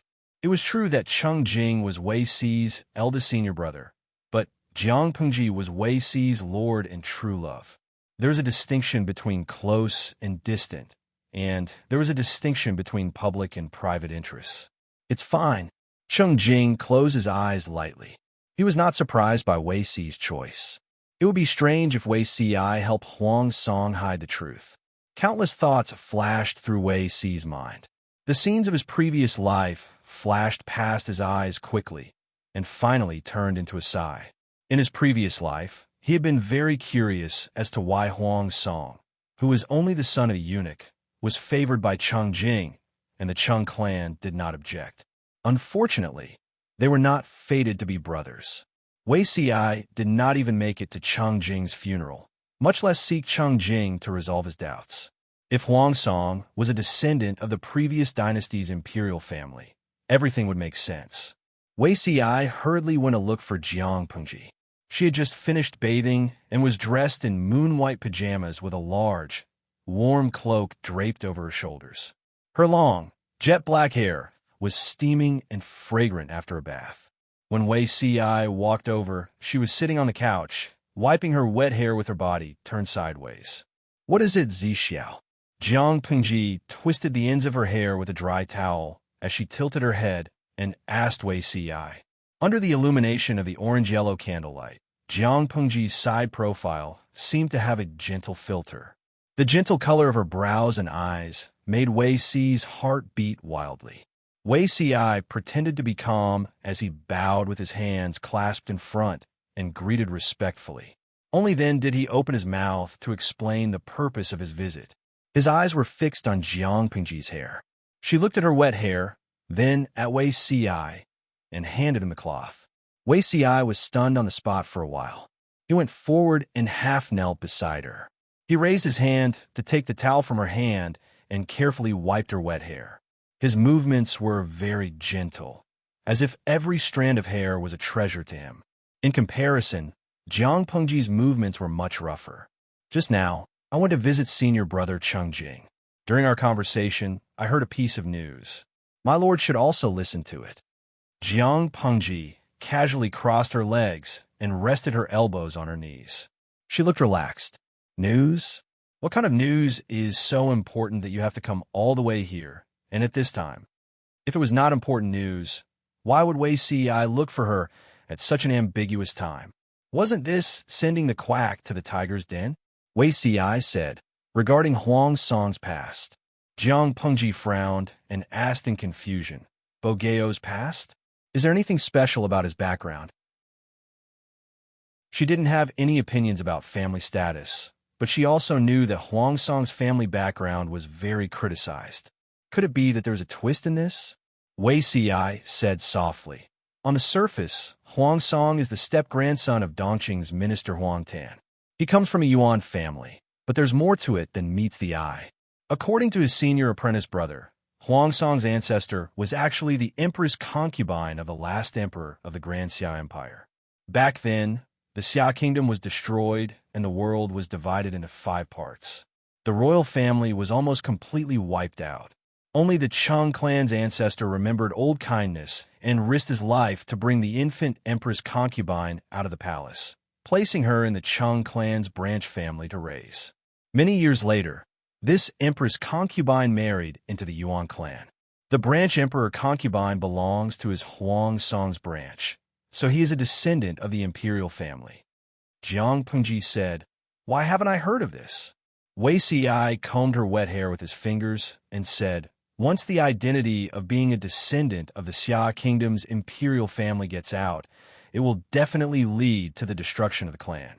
It's reasonable for the Cheng clan to keep a secret. My senior brother assisted Huang Song. Huang Song's identity is also part of the reason. Jiang Pengji recalled Cheng Jing's temperament. Wei Ci's words were 90% true. However, Jiang Pengji said, the founder of the Xia kingdom's imperial family was also of humble origin, right? Cheng Jing is so persistent about being a descendant of the Xia kingdom's imperial family? It doesn't make sense. In terms of background, Huang Song was also a distance away from being orthodox. Wei Ci knew that some parts of his lord's history weren't very good, but he wasn't surprised. Instead, he considerately and attentively explained to her, My lord, you may not know this, but although the founder of the Xia kingdom's imperial family was of humble origin, his ancestors were also illustrious and wealthy. According to the history of this time and space, the recent history included the chaotic times of the 16 kingdoms, the Xia kingdom, the 5 kingdoms, and the current chaotic times. Before the 16 kingdoms, the Central Plains had also been unified for 367 years, and it was called Beichen. The genealogy of the Xia kingdom's imperial family could be traced back to the Beichen royal family. The history of the Cheng clan's prosperity was also calculated from the period when Beichen was prosperous. Jiang Pengji listened carefully and laughed. I didn't expect Bogeo to have such an ancestor. Does he know about this? Wei Ci shook his head and said, Most likely he doesn't know. If he knew, he would have used this to change the public's opinion. In an era that was particular about one's background, it was better to rely on one's ancestors. Even if one's ancestor had long passed away, he could still protect his descendants in public opinion. If Huang Song could be blessed with this huge halo, why would he have to bear the stigma of being the grandson of a eunuch for so many years? Jiang Pengji smiled and said, If I were Bogeo, even if I knew, I wouldn't say anything. Wei Ci asked why. Jiang Pengji said, How could such an important card be revealed from the beginning? The world's evaluation of him is so unbearable. Even if he can dig out the genealogy to prove his identity, outsiders won't believe it. They will only believe in the facts that they have determined. Instead, they will slander Huang Song for using unscrupulous means to build up support and slander his ancestors. When he has a certain level of success and can look down on others, it will be better to reveal it. No matter how good the card was, it still depended on the timing. That was what he said, but Huang Song really did not know about this. Cheng Jing also planned to reveal it when the time was right. However, Cheng Jing could not wait for this opportunity. Jiang Pengji raised her hand and tucked her long hair behind her ear. A faint smile hung at the corner of her lips, as if she did not take Wei Si's news to heart. Wei Si asked, "How you plan to deal with Huang Song, my lord?" Jiang Pengji said, "He's a friend. After all, I don't plan to kill him. The decision of how to deal with him lies in his own hands." "Do you mean to let him go, my lord?" Wei Si's hand paused. "If you don't pull out the roots, my lord knows there will be endless trouble in the future." Jiang Pengji played with her hair and said with a smile, "Naturally, I won't let him go so easily. There is no free lunch in this world. If he wants to protect the lives of himself and his family, he has to pay a price. I guarantee that he will not become a threat to me in the future. There was only one life. If it was gone, it would be gone. It all depended on whether Huang Song was willing to pay for it." A trace of doubt flashed in Wei Si's eyes. He did not know what his lord had thought of. "I plan to have a talk with Bogeo. If he agrees, what's wrong with me letting him go? If he doesn't agree, I will give him a dignified death for the sake of our friendship in the past." Jiang Pengji grabbed her half-dry hair. "By the way, what's Cheng Jing's attitude?" Wei Si said vaguely, "He supports the orthodoxy." Jiang Pengji raised her eyebrows and asked in return, "What if I become the orthodoxy?" Wei Si said, "I'll be at your command, my lord."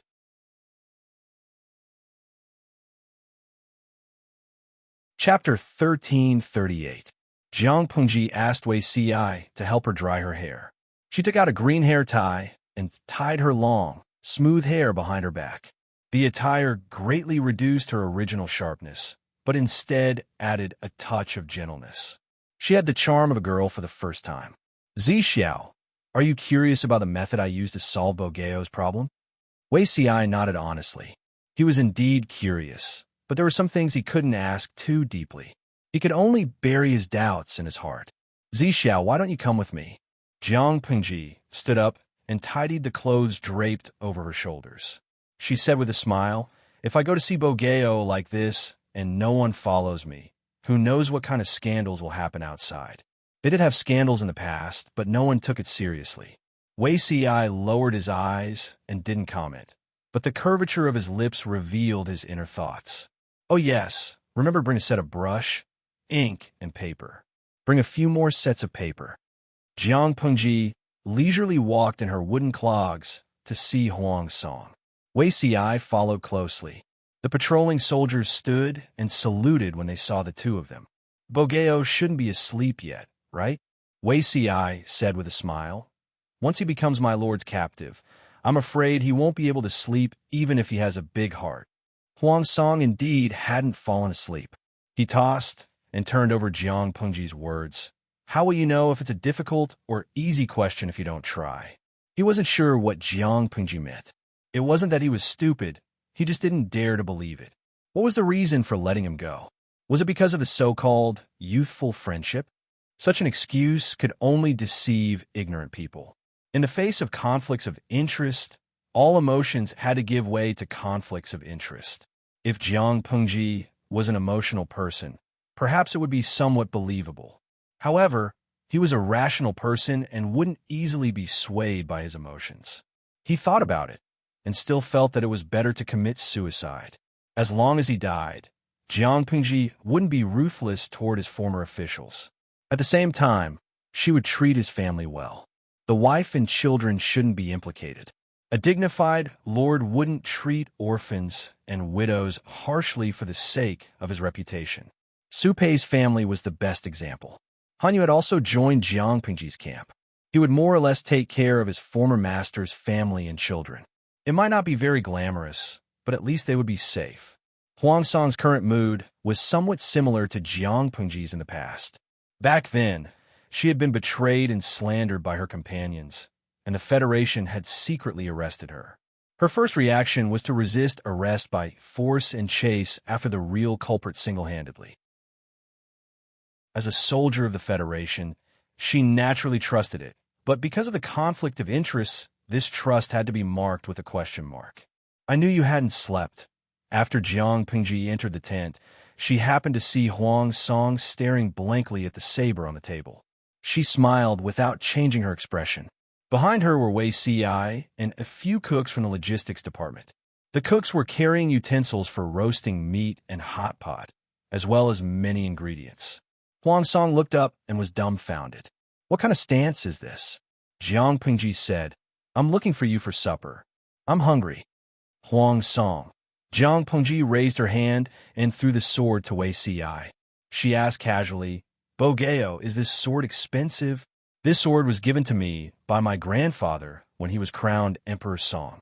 Although it isn't precious, it holds great significance." Jiang Pengji said, "So it was a gift from an elder? If the elder knew that the sword he gave you ended your life, he wouldn't feel good." As she spoke, the cooks tidied up the table and set up the roasting pan and cauldron. The ingredients were placed on a separate rack. Another person lit the cauldron and poured the seasoning that had been seasoned with good flavor. It's a pity that alcohol is forbidden in the army. Otherwise, we can have supper and drink at the same time. Jiang Pengji sat opposite Huang Song, while Wei Ci sat beside her and behind her. "Lanting, why are you here?" Huang Song didn't have the appetite to eat. He said directly, "What's the matter? Why don't you tell me?"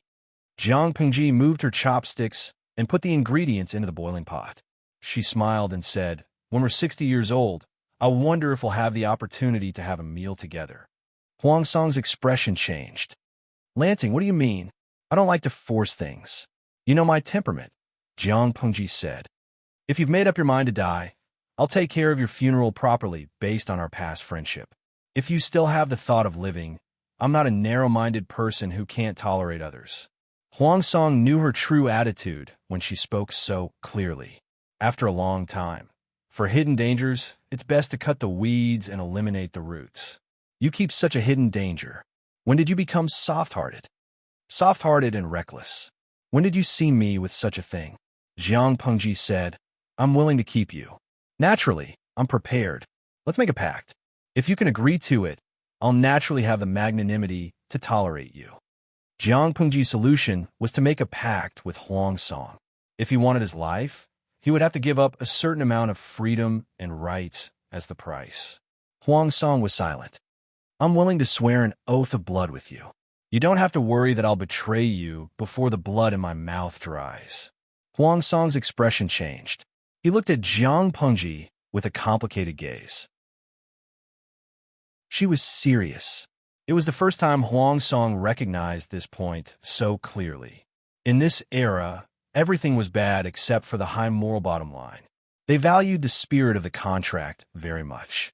After the oath was made, both parties would be bound. If one party took the lead in betraying the covenant, the moral level would be untenable.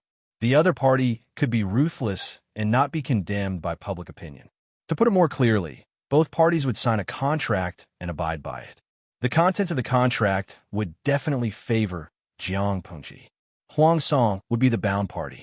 It was not enough to just have the oath. Jiang Pengji wanted everyone to know about the oath. Not only would it bind Huang Song, but it would also bind his former officials. It was not a big deal to let Huang Song live. She wanted Huang Song to live well so that his former officials would not dare to have a trace of disloyalty.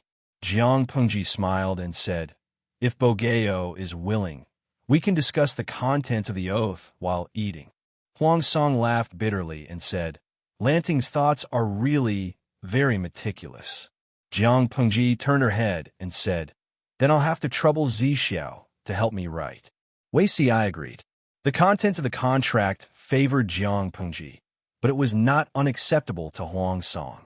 It was even more lenient than expected. Huang Song's third generation would not be able to control real power, but his great-grandchildren could enter officialdom through normal channels. Huang Song himself would be conferred a title in the future, and his title would be inherited for 3 generations, losing power and a certain amount of freedom in exchange for peace and wealth for the rest of his life. For the defeated, this was a good ending. It was much better than Su Pei's family, who had lost the protection of the head of the family and lived in fear. Huang Song carefully looked at the dozen pages of the contract that Wei Ci had drafted and asked a question. "Children and grandchildren can't enter officialdom. What about daughters? Jiang Pengji said, if your daughter is capable, she can. Based on the current trend, men had far more political rights than women. Therefore, Jiang Pengji restricted Huang Song and his third generation. After all, they were old friends. She did not want Huang Song's family, who had no real power, to be looked down upon. Therefore, she left some leeway. As long as Huang Song's daughter and granddaughter entered officialdom, his former officials who did not believe in him would not support them on account of their past relationship. Therefore, this group of people could not say anything about women entering officialdom. Wei Ci was speechless. Chapter 1339. Jiang Pengji ate her fill and got up to leave with Wei Ci. She realized that Wei Ci had been silent since the beginning. He was still holding a pile of contracts in his arms, as if he was thinking deeply about something. Jiang Pengji suddenly stopped. Wei Ci did not stop in time and bumped into her. She did not react, but Wei Ci did not stabilize his center of gravity and took 2 steps back. He came to his senses and quickly bowed to apologize. Jiang Pengji asked him, "What are you thinking about, Zixiao?" Wei Ci would hide it from others, but he would not hide it from the person in front of him. As long as she asked, he would tell her everything he knew.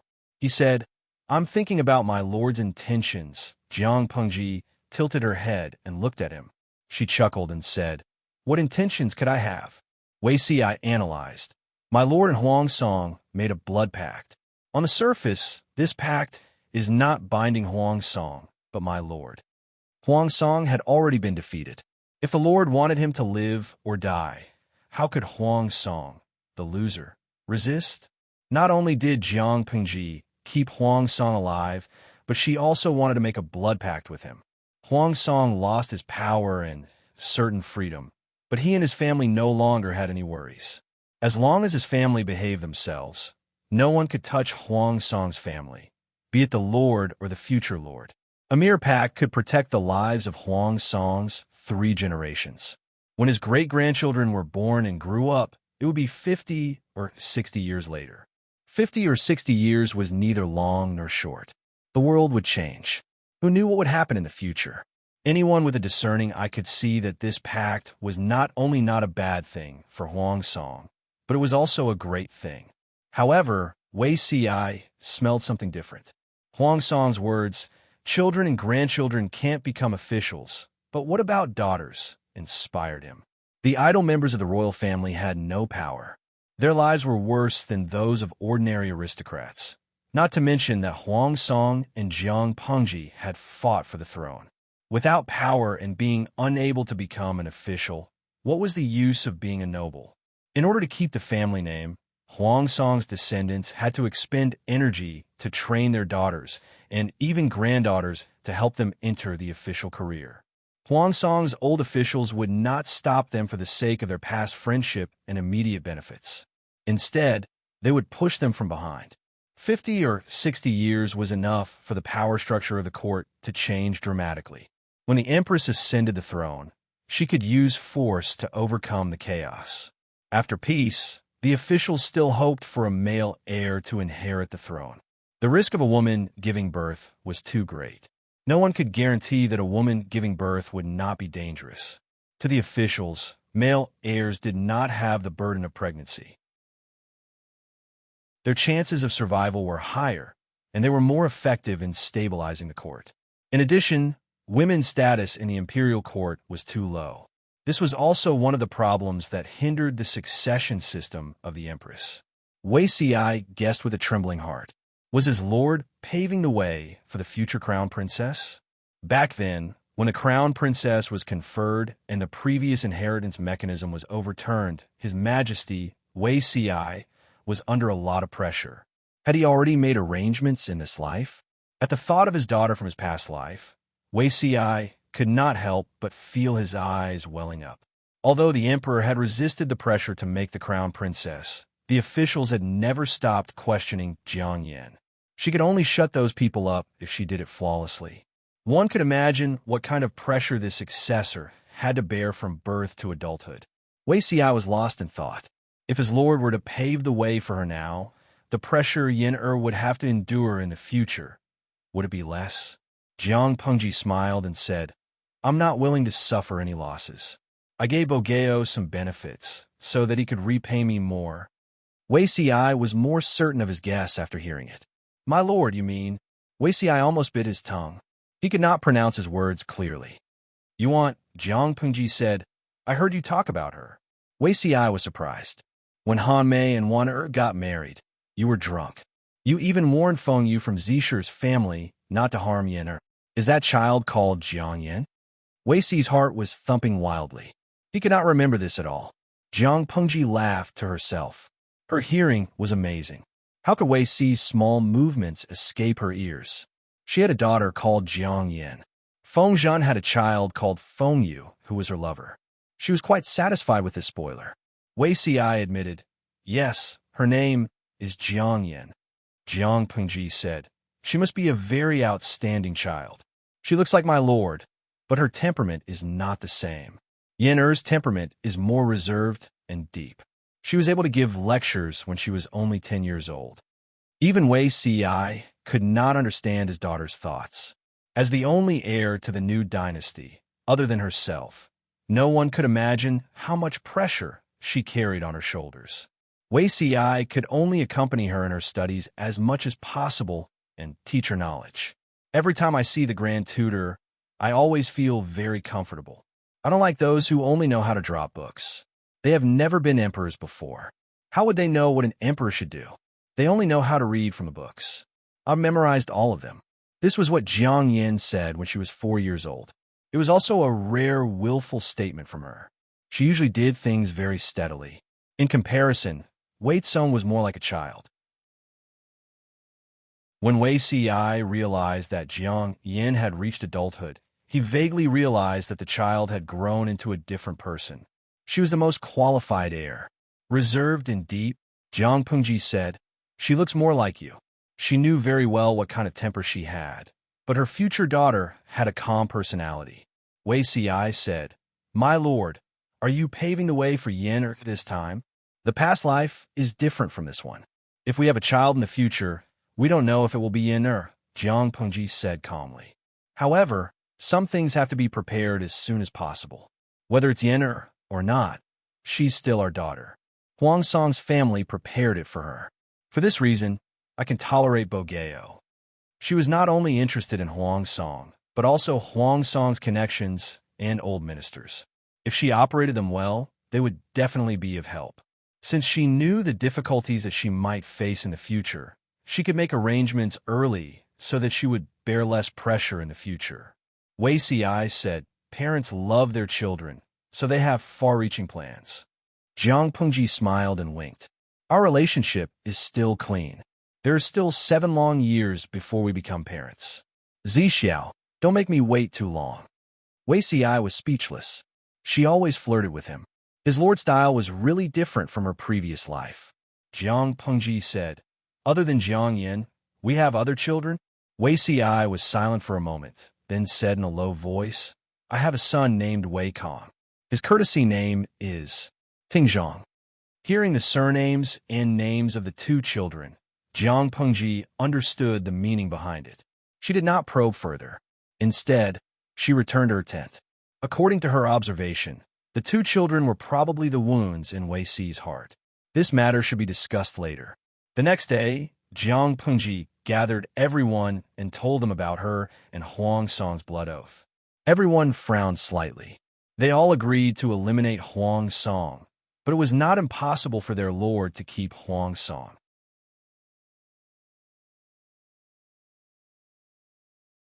Chapter 1340. The crowd did not understand Jiang Pengji's future as well as Wei Ci. Naturally, they did not see the hidden scheme in it. However, based on the contents of the alliance, their lord did not suffer any losses. Under this premise, as long as Huang Song kept his promise, it would not be a problem to spare his life.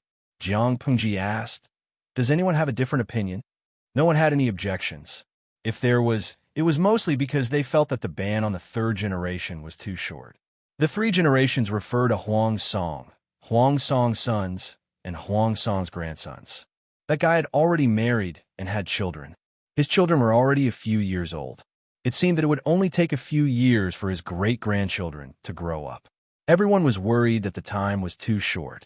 However, calculating the time, by the time Huang Song's great-grandchildren became officials, he would have long been buried. His former officials would not be left. Thinking about it this way, it was acceptable to ban the third generation from becoming officials. The Lord allowed Huang Song to live, but she would not let him and his descendants be unable to become officials forever.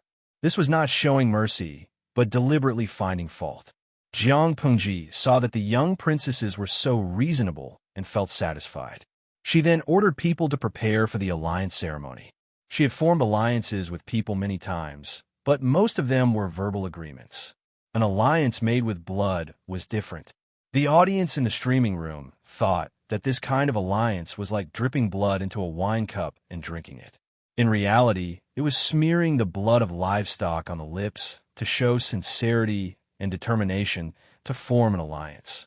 For a TV series, the former was naturally more expressive.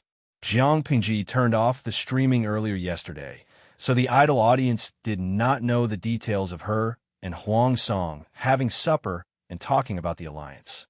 When they first arrived in the streaming room that day, they were shocked by the development of the story. Many of them even expressed doubt and worry about it. Xiaopin, streamer, you broke the agreement and pretended to be an official, right?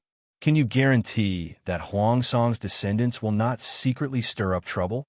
In ancient novels, the character of Huang Song's descendants was the proper male lead.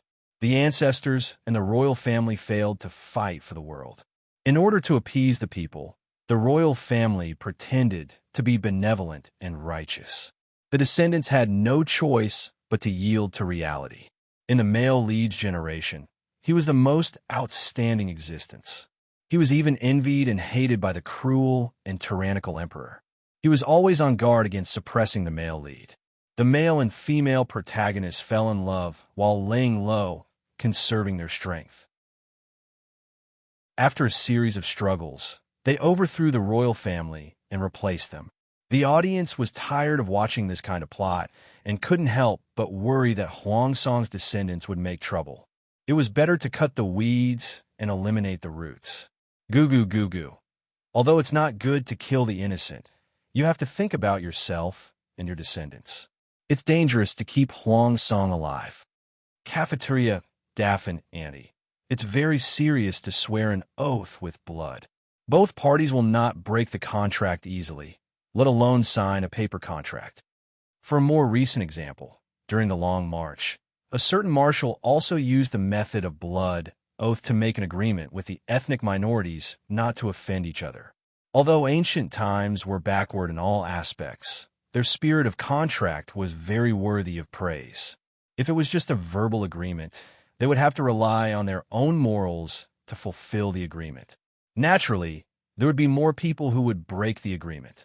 However, Jiang Pingji put all the terms into practice. While they pledged their alliance by drinking blood, there was an additional procedure to sign the alliance contract. It was written in black and white, and the alliance was the proof. Who would take the initiative to break the agreement? Han Yu and Cheng Jing, as the MCs of both parties, checked the two agreements separately to make sure that there was no difference between the content of the alliance contract and the agreed terms. After the check, Han Yu read it aloud to let the officials and soldiers who witnessed the alliance contract know what was written in it. If there are no objections, you and I will sign it. Huang Song sighed. Of course not. He picked up the pen and dipped it in red ink. He signed his name at the end of the agreement and stamped it with his private seal. That was not enough. They also needed to leave their handprints on the agreement. Jiang Pengji pulled out a dagger and cut her palm with a poker face. She clenched her fist and blood covered her entire palm. Huang Song saw that she was so bold, so he silently gave up the delicate action of using the ink pad. But he had no sharp weapon with him, so he could only borrow her dagger. There were two copies of the alliance contract. One was kept by Jiang Pengji and the other by Huang Song. Jiang Pingji dipped her finger in the bowl filled with animal blood and wiped the blood on her lips. Huang Song did the same. She said happily, "The alliance contract has been signed. It seems that it is not impossible for us to have dinner together when we are 60 years old." Huang Song thought that he had a long life, but the person in front of him might not. However, if he dared to say that out loud, the people behind Jiang Pingji would definitely beat him to death. Under the supervision of his desire to live, Huang Song could only swallow the words in his heart silently. The alliance contract was signed, but it was not over so easily. Huang Song couldn't help but sigh when he thought of Cheng Jing and the others. He had failed to live up to their high hopes and expectations. "My lord, why did it have to be like this?" Yuan Chang's wounds were treated, but because of his action, the gauze was stained with blood again.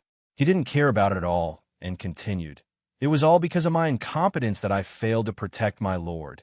So my lord," thinking of his lord's experience, Yuan Chang was so sad that his eyes turned red.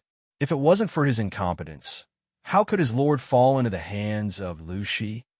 Huang Song hurriedly interrupted Yuan Chang and raised his hand to help him up. There were many generals in the Yuan family. Although each of them had their own thoughts, there was no lack of sincere and loyal people. Huang Song only felt that he owed Yuan Chang, but Yuan Chang did not owe him. "Heng Shu, why do you say that?" Huang Song laughed bitterly. The more Yuan Chang behaved this way, the more he felt guilty and sad. As his lord, he owed everyone too much. He was afraid that he could not repay them in this lifetime. After much persuasion, Yuan Chang was finally appeased, but the sorrowful atmosphere only increased. Everyone looked as if they had lost their parents. Huang Song and Feng Zhu looked at each other from a distance. The latter's expression was gloomy and cold. Has my lord thought about what to do in the future? One of the strategists asked Huang Song. His voice was a little hoarse. Huang Song said, "Lanting is a person who keeps her promises. Since she swore an oath with blood, she won't break it easily. I'm not worried about myself. Instead, I'm more worried about you. You're all in the prime of your lives. You can't just retire and waste your talents, can you?" For an ambitious person, wasting time was the cruelest punishment. Huang Song was not a sore loser. He did not mind the old officials pledging allegiance to Jiang Pengji. As the saying went, parents could remarry, not to mention the ruler and the officials. When everyone heard this, they felt even sadder. Some people even burst into tears. Huang Song was not completely selfless. He had his own plans. Because the covenant stipulated that the male heirs of the third generation of Huang Song were not allowed to become officials, he could only think of ways to train his daughter. If the old officials pledged allegiance to Jiang Pengji, they would be his daughter's natural support in the court in the future. Huang Song's childhood experience told him that reputation and everything else were fake. Only strength could earn people's respect. Jiang Pengji would grant him a title of nobility for 3 generations in the future, but it was an empty title without power. If others were willing to respect you, it meant that they thought highly of you. If they were not willing to respect you, you could only accept it. As the head of the family, Huang Song naturally could not let his family face such a predicament. Therefore, he had to plan slowly now. Chapter 1341. Cheng Jing was not the only one under Huang Song who was unwilling to surrender. Jiang Pengji would not mind anything but having more people she could use. Huang Song's old officials were unwilling to surrender. She would suffer a great loss. This plan was not only to pave the way for her future daughter, but also to let Huang Song persuade these people to surrender. It was not difficult to persuade others to surrender. The only difficulty was Cheng Jing and Feng Zhu. Needless to say, there were only 2 reasons why Cheng Jing was unwilling to surrender. First, the time was not ripe. Second, Jiang Pengji's Langyi County was too powerful. If he was included, Yuan Jing would have 3 of his 4 disciples. He did not want to cause trouble for his teacher and junior brothers. Even if Jiang Pengji was not a person who liked to be suspicious, it was difficult to guarantee that others would not feel a sense of crisis. If Wei Ci were here, he would also agree with Cheng Jing's idea. Wasn't Wei Ci like that in his previous life? Even if he had no intention of rebelling, even if his original intention of supporting the descendants of the Wei family was for Her Majesty. The Wei family's restlessness aroused the suspicion and vigilance of Qiguan Rang and the others. Once the meteorite fell from the sky, Wei Xiai almost lost his life. The Wei family was also completely suppressed. Even if they were in the same power, there would be discordant voices within. If one faction's influence was allowed to expand, the other factions would naturally feel a sense of crisis and urgency. This was also the beginning of internal discord. People always had selfishness and preferences. It was not that there were no people who truly served the public wholeheartedly without distractions, but there were too few. Even these people were not absolutely obedient. They would loyally eradicate what they thought was a threat. Sheng Jing tactfully expressed his worries. Naturally, Huang Song could not force him. Then, why was Feng Zhu unwilling to surrender? In the face of Huang Song's tactful inquiry, Feng Zhu was silent for a long time. He said faintly, "There's no other reason. I'm tired of it." Feng Zhu said it lightly, but Huang Song felt that he had another meaning. However, Feng Zhu was unwilling to say it clearly, so Huang Song could not force him. He sighed, "If you're tired of it, you can become a hermit and live a carefree life." No matter what, Feng Zhu was the third Langzhu of the Feng family. As long as he did not deliberately seek death, Jiang Pengji would not touch him for Feng Jin's sake. From this point of view, Feng Zhu was the safest among them.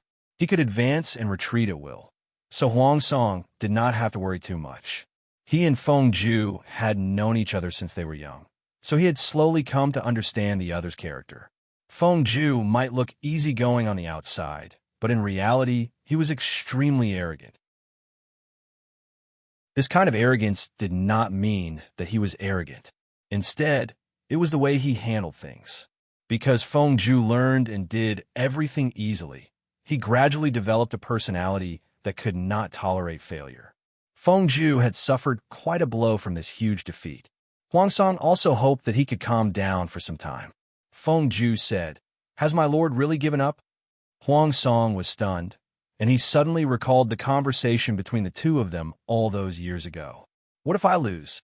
If the Lord loses, I will accompany the Lord to fight the Azura Hell again. There won't be another Lu Lanting there." When he thought of this, Huang Song's face suddenly flushed red, and he was almost too embarrassed to show his face. Feng Zhu was not a person who cherished his life. He did not care about the lives of others, nor did he care about his own life. In the end, however, Huang Song signed an alliance with Jiang Pengji. He paid the price of not being able to become an official for 3 generations. He sacrificed his freedom in exchange for a night of promiscuity. Feng Zhu must be very disappointed at this moment, right? Huang Song was not a person who was afraid of death, but he could not open his mouth to defend himself. Similarly, he could not explain his current actions. "Huaijia," Huang Song spoke embarrassedly. He did not dare to meet Feng Zhu's eyes at all. Feng Zhu asked again, "Has my lord really given up?" This time, his tone was more serious than before. "Huaijia, it's not that I've completely given up, but is there a need to continue fighting in this situation? The winner is king, and the loser is the bandit. A loss is a loss.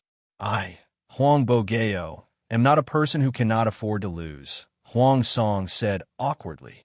"You and I have known each other for many years. How can you not know my ambition? If Lu Lanting can really pacify the world and end this chaotic world, so what if I submit to her?" If it were not for the fact that he was in a dead end, Huang Song would not have admitted defeat so easily. However, the outcome had been decided, and he did not want to fight anymore. Hearing this, Feng Zhu's eyes darkened, and there was another period of silence. After a while, he said, "In the end, it's all my fault." Huang Song was dumbfounded. He thought that Feng Zhu would reprimand him, but he did not expect the topic to change and put the blame on him. What did this mean? Feng Zhu refused to explain. That year, the Dongqing royal family moved the capital to Qinzhou, and Huang Song had a stage to show his skills.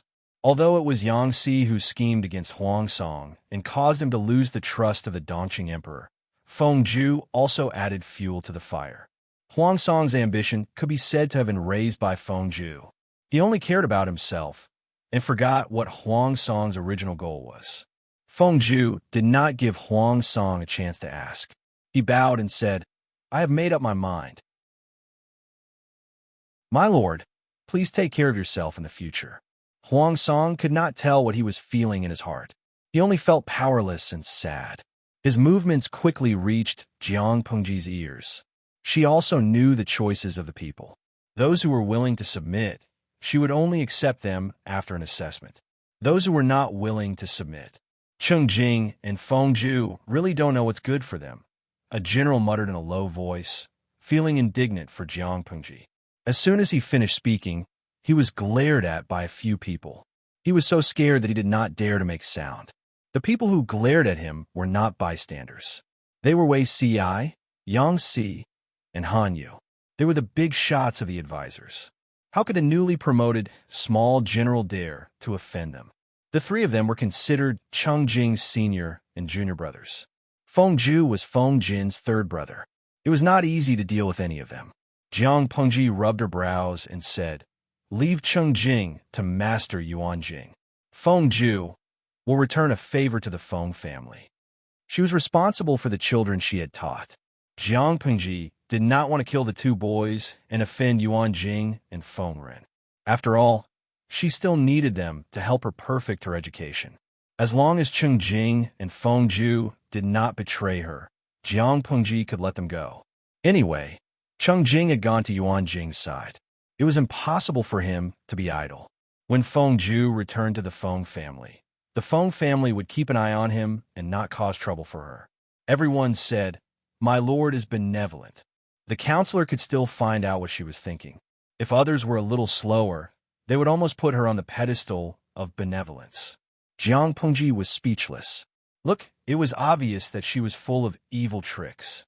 She was scheming from afar, but outsiders still thought that she was pure and righteous. She did not care about Huang Song's matters for now. Jiang Pengji was extremely busy. Previously, Huang Song's army was defeated. There were countless casualties, but there were even more deserters. If she left them alone, they would either starve to death or become bandits and harm the people. Jiang Pengji naturally had to deal with the aftermath. On one hand, she sent troops to capture them. On the other hand, she recruited troops and horses to trick them into coming back.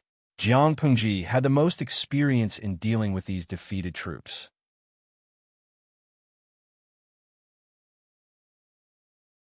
Chapter 1342. Jiang Pengji ran the army strictly, but the salary and pension benefits given to the soldiers were second to none among the feudal lords. She spent half a month dealing with this matter. In her free time, she would bring people out to survey the terrain of Changye to see if there were any areas that could be improved. Not only did she go alone, but she also brought Huang Song along. They're all busy. No matter how I think about it, only you are free. Jiang Pengji said calmly. She looked as if she was just talking about the weather. Huang Song was so angry that he was about to bleed. 20 days ago, he was still an opponent whom he had fought to the death with. Have you forgotten? Was he being scolded for being a freeloader? Jiang Pengji was wearing a loose robe with large sleeves. Her long sleeves were tied up with a bracelet, revealing her bare arms. Now that it was almost late autumn, Huang Song felt cold just by looking at her clothes. He couldn't wait to stay away from her. Jiang Pengji was wearing wide-toothed wooden clogs. Huang Song followed beside her. Behind her stood more than 20 guards with swords. They climbed to the top of a nearby hill, and looking down, they could see a continuous line of regular barracks. Right now, Changye is a desolate place. However, I heard that it used to be a county with abundant grain production. Jiang Pengji took a glance and ignored the guards' fearful gazes. She climbed onto the rock at the top of the mountain and stood higher to see further. Does Bogeo know about this? Huang Song's scalp went numb when he saw her suicidal actions. He immediately backed away to clear his name. He didn't want to be misunderstood as trying to murder Jiang Pengji. He reckoned that they would pounce on him and kill him before he could do it. I've heard a little about it. It's said that the rainwater flowed backwards and caused a plague. Jiang Pengji said, "The terrain here is low. If there is a rare rainstorm and the waterway is blocked, it will be easy for the river to flow backwards." The natural disasters in Dongqing were endless. Droughts and floods died. No one could guarantee that Chang'e would not experience a rare rainstorm again. If this place was to be developed, this problem had to be solved. If Chang'e could be managed well, it would become a major grain-producing county in the future. There was no such thing as too much grain. In this era, it was a blessing for farmers to suffer from cheap grain prices. The scariest thing was that there was not enough grain to eat. Huang Song glanced at her and asked, "What does Lanting plan to do?" Jiang Pengji said, "Divert the river water to nourish the fertility." Because the ancient tools were very backward, in order to make up for this, they had to send a lot of manpower and labor. According to the previous methods, Jiang Pengji recruited refugees from the vicinity and provided relief through work. Not only could it solve the security problems of the area, but it could also solve the livelihood problems of the people. At the same time, it would not delay the construction of various projects. Naturally, he would do the same to Chang'e. However, Chang'e was a desolate and uninhabited place. Not to mention refugees, it was hard to even see a living person. If she wanted to develop the area, Jiang Pengji would have to transfer manpower from other places. This would be another expense, and it would take time to transfer people. I'm planning to sort out the uniforms. They were prisoners of war, but weren't they Huang Song's former troops? Jiang Pengji planned to absorb the young and strong prisoners of war to expand the military camp. The rest will be left behind as labor. Of course, even if they were prisoners of war, Jiang Pengji planned to pay them, but the pay was only half that of normal labor. Once the construction was over, these captives could either stay and become residents of Chang'e, or they could choose to return home. Huang Song said, "Lanting can make the decision." In his opinion, Jiang Pengji's methods were gentle and merciful. If it was in the past, when food was scarce, the prisoners of war would be killed. Prisoners of war could not be considered human beings. Their social status was lower than that of slaves. If Jiang Pengji disliked their gluttony, she could kill them here to save money. Not only would they be kept alive, but they would also be paid to work. They would even have the opportunity to regain their status as civilians in the future. Even Huang Song could not find fault with it. Jiang Pengji stayed on the mountain and watched the scenery for a while. Then, she got up and jumped off the huge rock. "Let's go back. It's getting dark." Everyone went down the mountain and returned. Just as they were halfway up the mountain, Huang Song accidentally stepped on something and almost rolled down. Jiang Pengji quickly pulled him up. Huang Song was so scared that he broke out in a cold sweat. "Why did you step on nothing?" "There's something under my feet." Huang Song stepped aside and found a piece of blackened bone exposed where he had stepped on. Jiang Pengji did not care at first. When she looked down, she found a piece of green on the ground near the black bone. She got up and said to the guard, "Dig it out." The guard dug very deep. It took him a quarter of an hour to dig the headless corpse out of the mud. There was a seal next to the corpse. Jiang Pengji did not care about the corpse. She cared about the seal. Huang Song glanced at it and said, "This seal is of excellent quality." Looking at the carving and style, it seems to be from the early Xia dynasty. The Xia dynasty unified the Central Plains. The surrounding small countries succumbed to it. It was an era with an extremely prosperous economy and a luxurious atmosphere. This atmosphere also affected all walks of life. Many places carried the decadent atmosphere unique to that era. Even the seal that was commonly used by Taoists was more or less affected. Jiang Pengji said, "The early Xia dynasty? Taoism was popular at that time." This seal came from the same source as the one that Wei Ci carried. Except for the different seal characters, it seemed to be cloned. Huang Song said, "Although it's not the state religion, it's much more likable than Buddhist monks." Buddhism was an imported religion. It was not a local religion. When monks were at their most domineering, they almost shook the foundation of the entire society. When Buddhism was first introduced, it was not acclimatized. After it gained a firm foothold, it was unstoppable. In order to avoid taxes and avoid military service, the people shaved their heads and became monks. Even though they became monks, their behavior was no different from that of ordinary people. In order to build temples, they occupied millions of hectares of fertile land. Most importantly, they did not pay taxes.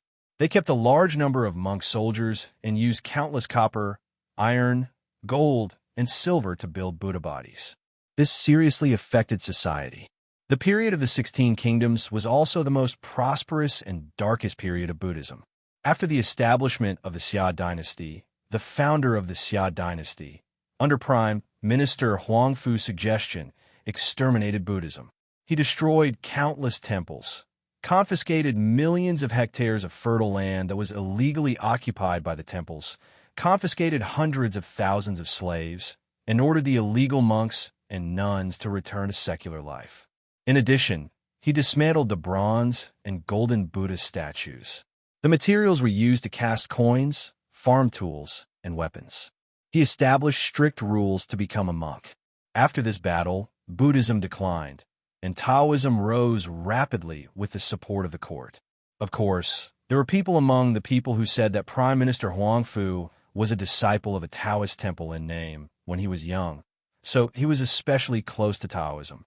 After Huang Song's explanation, not only did Jiang Pengji understand, but salted fish in the streaming room also understood. Tudu Feiqiu.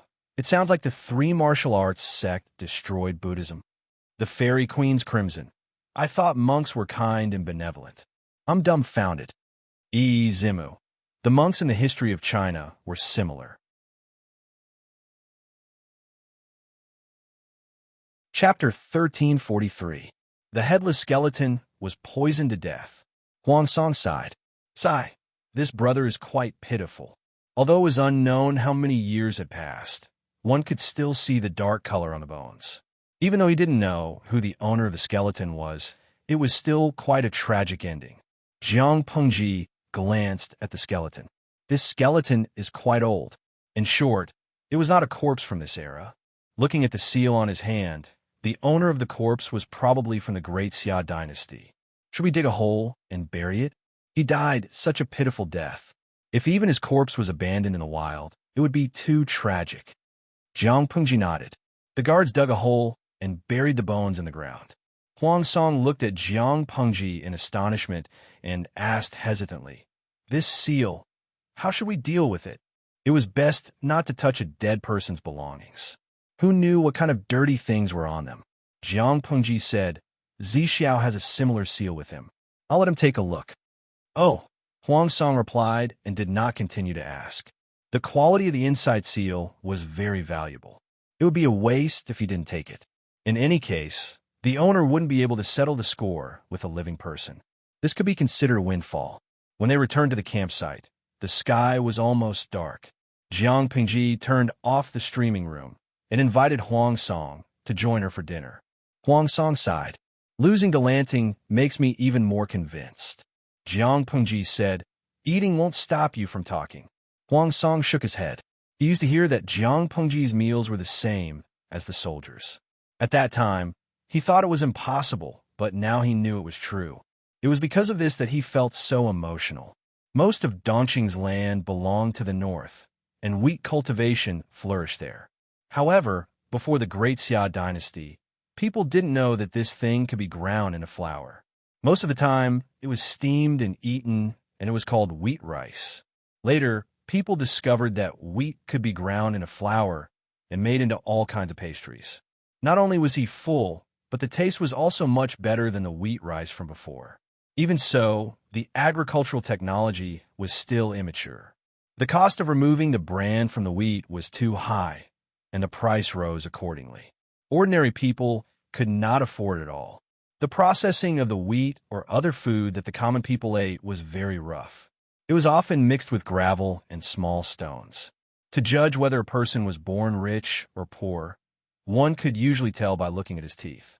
Their teeth were neat and clean, which meant that they ate well and could even wash their teeth and rinse their mouths. Their living conditions were naturally rich. Their teeth were worn and uneven. Most of them came from poor families. The food they ate was not carefully processed, so there was more sand and stones. The soldiers' rations had been millet porridge or wheat rice before the 16 Kingdoms, but now they were made from flour ground from wheat and made into pastries and rice porridge. The sesame seed biscuit and steamed bun placed in front of him looked very exquisite. There was no trace of sand or stones, and it was also fragrant, soft, and delicious. As the lord, it was normal for Jiang Pengji to eat more meticulously, but Huang Song saw that the ordinary soldiers ate the same way. What did this mean? This meant that the economy under Jiang Pengji's rule was very prosperous. Agricultural tools were developed, and ordinary soldiers could also eat delicately. By seeing one spot, one can see the whole leopard. Huang Song was naturally convinced of his defeat. Unbeknownst to them, Jiang Pengji's improvement and invention of agricultural equipment were almost equivalent to that of war equipment. Every year, she allocated a large amount of funds.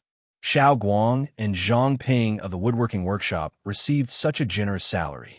If they did not give her something good, she would beat the two of them to death. If Jiang Pengji made a trip back now, she would find that the agricultural equipment in Wanzhou had been improved again. Bai Yuexia had been taught by the Mahists, and she was extremely talented.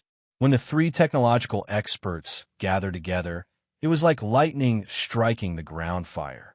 Inspiration burst forth wave after wave. After dinner, Huang Song took the initiative to leave. Jiang Pengji lit an oil lamp and read the documents for 6 hours.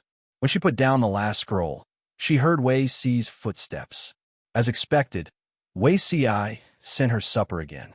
If it were not for the fact that she could not gain weight from eating, she would have become a pig sooner or later. Zixiao, look at this. Jiang Pengji took out the seal that she had picked up earlier and handed it to Wei Si. She took the bowl and chopsticks that Wei Si handed to her. This is... Wei Si's eyes widened in shock. He subconsciously raised his hand to touch his waist. The Dharma Chakra seal that perfected Liuru had asked Master Liaochen to give him was still there. How could the Lord have a similar one? My lord, where did this Dharma Chakra seal come from? Jiang Pengji explained the details in detail. When he heard that the seal had been picked up near an unknown headless corpse, Wei Si understood everything. He said solemnly, I'm afraid that corpse has a great background. Jiang Pengji asked, what background? I'm afraid it's the remains of Prime Minister Huangfu of the previous dynasty. Wei Si said hesitantly, I also have one here. This was given to me by Zhenren Liuru through Master Liaochen. According to Zhenren Liuru, the seal used to belong to a Taoist layman disciple. That disciple was Prime Minister Huangfu of the Xia dynasty. There was a pair of seals. One was passed down to Zhenren Liuru, and the other should have been buried with him. The seal was one of the tools that Taoists often used in religious ceremonies and ceremonies.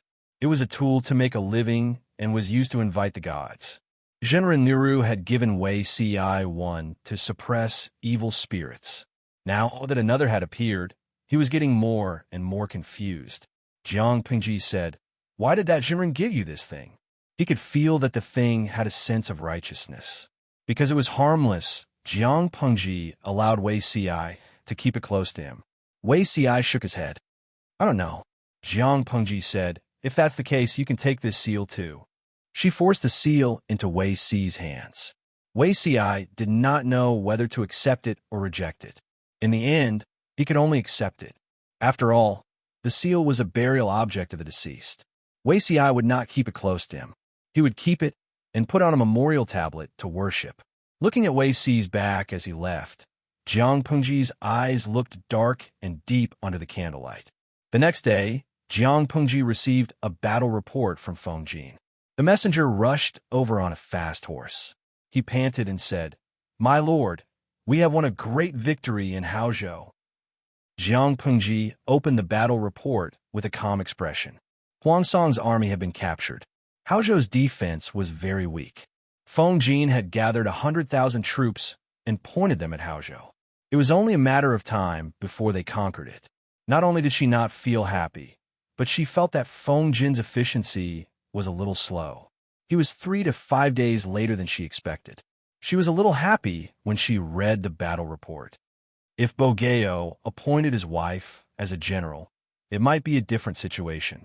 Although she is a woman in the inner residence, Her courage and insight are no less than that of an ordinary husband. It turned out that when Feng Jin led his troops and was about to conquer the entire territory of Haozhou, Huang Song's wife, Qi Chaolan, led the troops she raised, the remaining soldiers, and the people to defend the last city. Faced with the great disparity in military strength, Qi Chaolan also knew that it was inevitable that the city would be breached. Therefore, she let a group of martyrs commit suicide on the city wall to express their determination to die in glory rather than live in dishonor. Seeing this, Feng Jin stopped fighting for a few days and changed to besieging the city.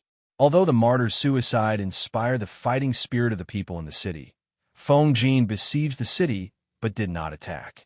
There was a serious shortage of food in the city. Feng Jin even ordered the soldiers to sing the names of dishes at the foot of the city every day to use food to sway the will of the guards. The two sides were in a stalemate for a few days. The people in the city could not bear the hunger. They gathered together and launched a riot. They forcibly broke through the city gate. Feng Jin led his troops and marched straight in, conquering the last territory of Haozhou. Qi Chaolan was captured.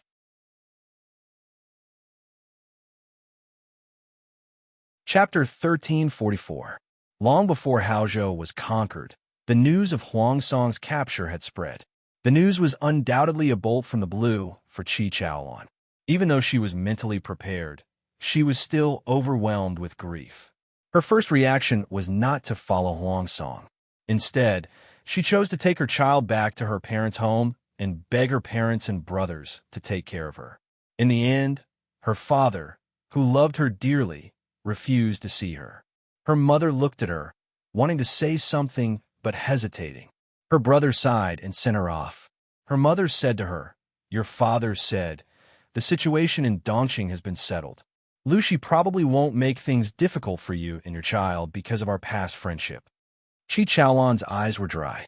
She said in an almost helpless tone, "If Bogeo dies, Lucy won't make things difficult for you and your child, but their future is worrying. If father and mother are willing to take them in and raise them to become useful people, Bogeo's branch can also rise. If anything happened to Huang Song, as a woman in the inner house, she couldn't give her child the most comprehensive education. There would always be a male elder to supervise and guide them. She was also considered to be from a large family. The education within the family was comprehensive, so she wanted to entrust her child to someone outside the family for a few years. The reason why the gentry could maintain their pride for hundreds of years was because they controlled the educational privileges that ordinary people couldn't enjoy. Qi Chaolan didn't want her children to delay their enlightenment after Huang Song died. If they didn't become useful people, after 1 or 2 generations, Huang Song's branch would be completely destroyed. In addition, she was also worried that the chaos outside would hurt her child, so she wanted to hide in her parents' home. Unexpectedly, her mother looked conflicted and told her a cruel truth. "Daughter, you also know Lu Shi's attitude towards the gentry. In the past, our family had close contact with Bogeo. It's hard to guarantee that Lu Shi won't target our family because of this. It's not that your father doesn't love you, but he has to consider the family's future, so he can't take in Bogeo's child." No one knew what Jiang Pengji's attitude towards Huang Song was. According to the idea of cutting the weeds and eliminating the roots, Huang Song's children might not have a good ending. Even if they could survive, they would be overrated to death. The structure of the chaotic world was chaotic. Some people fought hard, some watched from the sidelines, and some carefully found a balance between the two. The Qi family that Qi Chaolan belonged to was a typical example. They wanted to enjoy the benefits that came with prosperity, but at the same time, they did not want to bear the corresponding risks. Back then, Qi Chaolan's father had taken a liking to Huang Song at first glance, feeling that this young man had a bright future. Coincidentally, Qi Chaolan had also taken a liking to Huang Song, so her open-minded father acted as a matchmaker for the two of them. In the next few years, Huang Song did not disappoint his father-in-law. He provided him with many conveniences both openly and secretly. Unexpectedly, his father even refused his own grandson and granddaughter at the door. "Chaolan, Qi said. Bogeo's Chaolan and Qi Chaolan is Qi. Qi Chaolan was already exhausted and could no longer hold on. Tears welled up in her eyes as she said, I'm only pleading with my parents to temporarily take them in. If Lu Shi really wants to vent his anger on me, I'll definitely bring the children back. I won't implicate my parents or my family. Even so, it still doesn't work. Although Qi Chaolan was the most pampered daughter in the family, her father was cold-hearted. A daughter that was married out was like water that was poured out. Qi Chaolan's father would not object if it was just to take in Qi Chaolan, but he would not agree to take in Huang Song's child. She didn't want to bring trouble to the family. Qi Chaolan's mother always listened to her husband. She was heartbroken by her daughter's complaints, but what could she do? Lanner, go back first. I'll try to persuade your father. This was just an excuse. After hearing this, Qi Chaolan completely gave up. She brought the 3 children back to the house in an ox cart. Children are very sensitive. The eldest and second son are only 1 year apart, but they have been in education for 3 years. They look more mature than normal children. Mother, are we not going to see grandfather? Every time the children came with their mother, they would see their kind grandfather and grandmother. But now, they only saw their grandmother. Qi Chaolan said gently, Grandfather isn't feeling well. He doesn't want to pass his illness to you. You'll see him in the future. The 3 children were playing with the maids in a room when she talked to her mother, so they didn't know what happened. The second son said, Mother, the doctor in the house is very skilled. Why don't we let him take a look at grandfather? The 3 girls were only 3 years old. They were quiet and cute. They looked at their mother and 2 brothers with their black pearl-like eyes. She asked in a childish voice, Is grandfather sick? Qi Chaolan's tears, which had just stopped, threatened to burst again. If they didn't have children, she would want to live and die with Huang Song. But with children, she didn't dare to do so. Losing their father meant losing their protection. If they lost their mother, they could only live under someone else's roof and suffer. Qi Chaolan pulled herself together and let the 3,000 troops that she kept join the defense. She wasn't good at the art of war, but she was better than ordinary people. Unfortunately, the situation was hopeless. Her struggles were futile. Jiang Pingji passed the battle report to Huang Song. Huang Song was so anxious that he couldn't even speak properly. He bit his tongue several times. How's the wife? Jiang Pingji said, Hua Yu is a careful and reliable person. He won't hurt your wife and children. They're very safe. Huang Song was still worried. As a man, he held the battle report with reddened eyes. He looked very sad and aggrieved. Jiang Pingji didn't react, but the audience in the streaming room couldn't take it anymore. Midnight eating yellow peach, sob, sob, sob. I suddenly like Huang Song. Eat full. It seems that Huang Song and his wife have a good relationship. It's rare for an ancient man to be like that. Have strength to lose weight. I think that Huang Song's wife played a great role in pledging allegiance instead of committing suicide. Jiang Pengji comforted him. Since you're so worried, I'll arrange for you to go to Wanzhou as soon as possible. Your wife will be sent there too. Huang Song asked, What about you? Jiang Pengji said, There are too many things to do in Hu County, Haozhou, and Qinzhou. I might not be able to go back before the new year. If the people who worked overtime heard this, they would probably be celebrating. They could finally have a good new year. Of course, Han Yu and the others wouldn't be happy if they heard this. Jiang Pingji had come up with a plan on how to govern Changya. It was up to Han Yu and the others to put it into action. My lord, the accounts are ready. Han Yu handed a thick booklet to Jiang Pingji. To govern Changya, not only did they need people, but they also needed to make a good budget. For example, how much food could the laborers eat in a day? How much they would be subsidized in a month? How much they would be subsidized in a month? And how much they would be subsidized in clothes and fabrics? After all, it was almost winter. They couldn't just let them work in rags. Apart from these, Han Yu also calculated the daily work progress of so many people and finally calculated the expenses needed for the whole governance process. The more detailed the accounts were, the more they could use every cent in the right way to prevent shoddy work, corruption, and favoritism.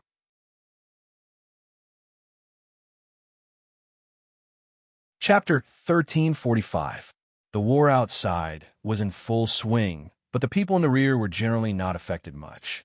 In order to increase employment opportunities and reduce the damage caused by the unemployed in the country to public security, Jiang Pingji spent money to build more than a dozen official roads after careful study.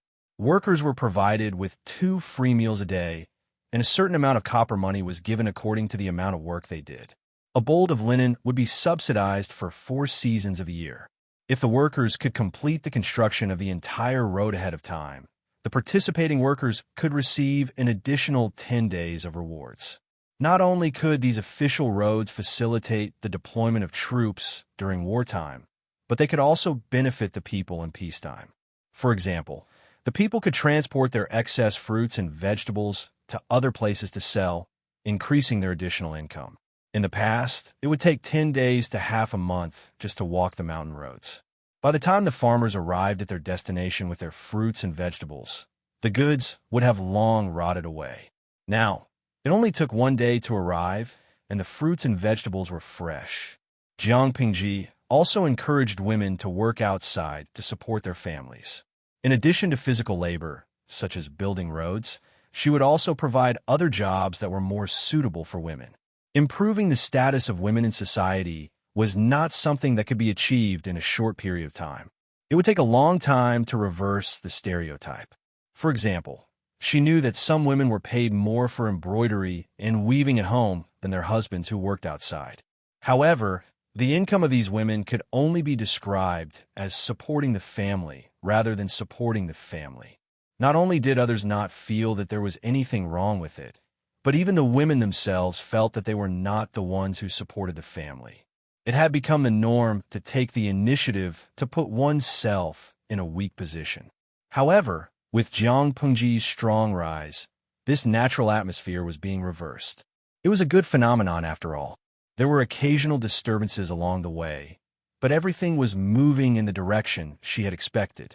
When the convoy escorting Huang Song and the others passed through the border of Wanzhou, everyone felt that the murderous atmosphere in the air gradually faded. It was replaced by a calm and peaceful atmosphere. Huang Song's anxious heart also slowly calmed down, and he began to carefully observe the scenery along the way. Huang Song was sitting in the carriage, reading with his head lowered. He heard the sound of an old ox, and a strange smell drifted in. He frowned slightly and lifted the curtain to look outside. He saw a couple following an old ox, one on the left and the other on the right. On the back of the old ox sat a girl in blue and white clothes. She carried a slanted bag on her shoulder. Huang Song thought they were parents and daughter, but when he listened carefully, he realized he was wrong. This man was a hunter from a village in Wanzhou. His childhood friend had been conscripted into the army and died on the battlefield 2 years ago. His childhood friend's wife became a widow. A widow with a little daughter who was less than 4 years old in the village was not easy to live. The man often helped her.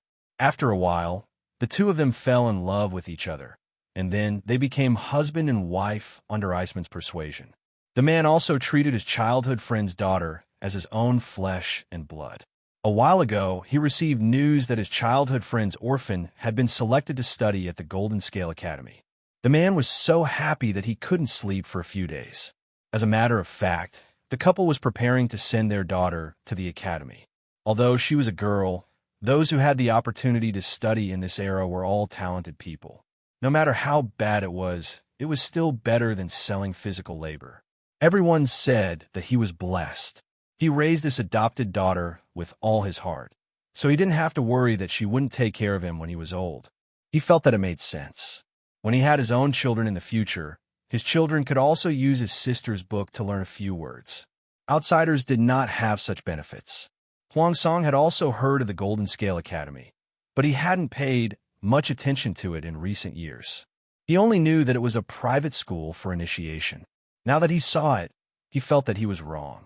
Huang Song lifted the curtain of the carriage and asked the man with a smile, "Big brother, are you going to the market?" When a man heard someone calling him, he turned his head and looked for a long time.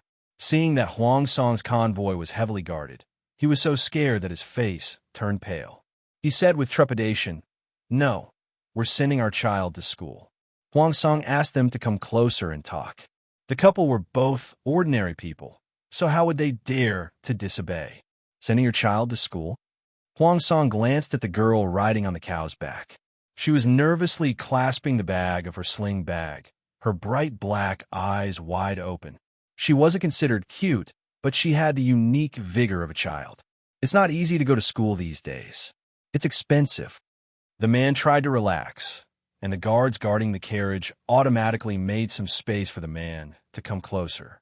"Our prefecture overseer is raising her, so it doesn't cost much." The man shook his head and said, "Sending her to school is also good to eat."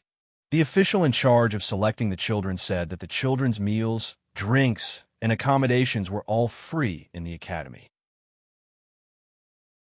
They would even make clothes for free throughout the year.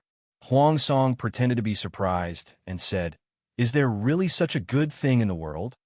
The man said, "Of course there is. The girl from the family at the entrance of our village has already been in school for 3 years." Huang Song asked a few more questions in detail, and the man answered enthusiastically. Some of his answers were clear, while others were vague. After all, he was an illiterate hunter from the countryside. It was good enough that he could express what he knew in a simple manner. Huang Song changed the topic and asked a question that caught the man off guard.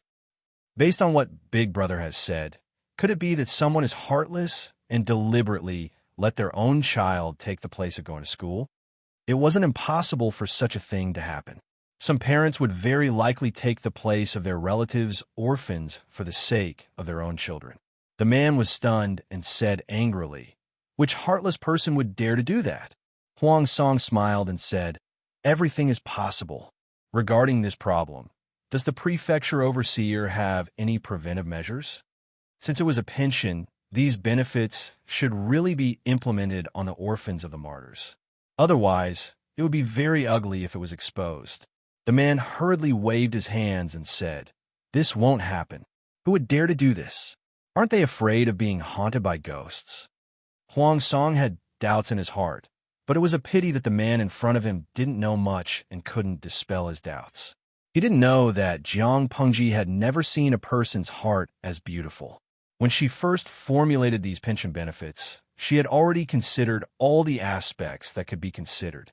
The military camp would send people to visit each family regularly. If the family that adopted the orphans showed signs of mistreating the children, not only would the family be severely punished, but the abused children would also be sent to a special place to be raised. Every child was recorded so that it would be convenient for the Golden Scale Academy to select children of suitable age. Outsiders couldn't fake it even if they wanted to. Despite the huge amount of work involved, Jiang Pengji felt that these things were necessary. At noon, the sun rose high in the sky. The group finally arrived in Xiangyang district. As soon as they entered the city, the couple led the old cow to ask for directions. When the people saw the children on the cow's back wearing clothes, they immediately gave them directions enthusiastically. The chief who was in charge of escorting them said, "Are you going home directly?" There were only 3 people escorting them this time. One was Huang Song, the other was Cheng Jing, and the last was Feng Ju. They happened to be packed and transported to Wanzhou.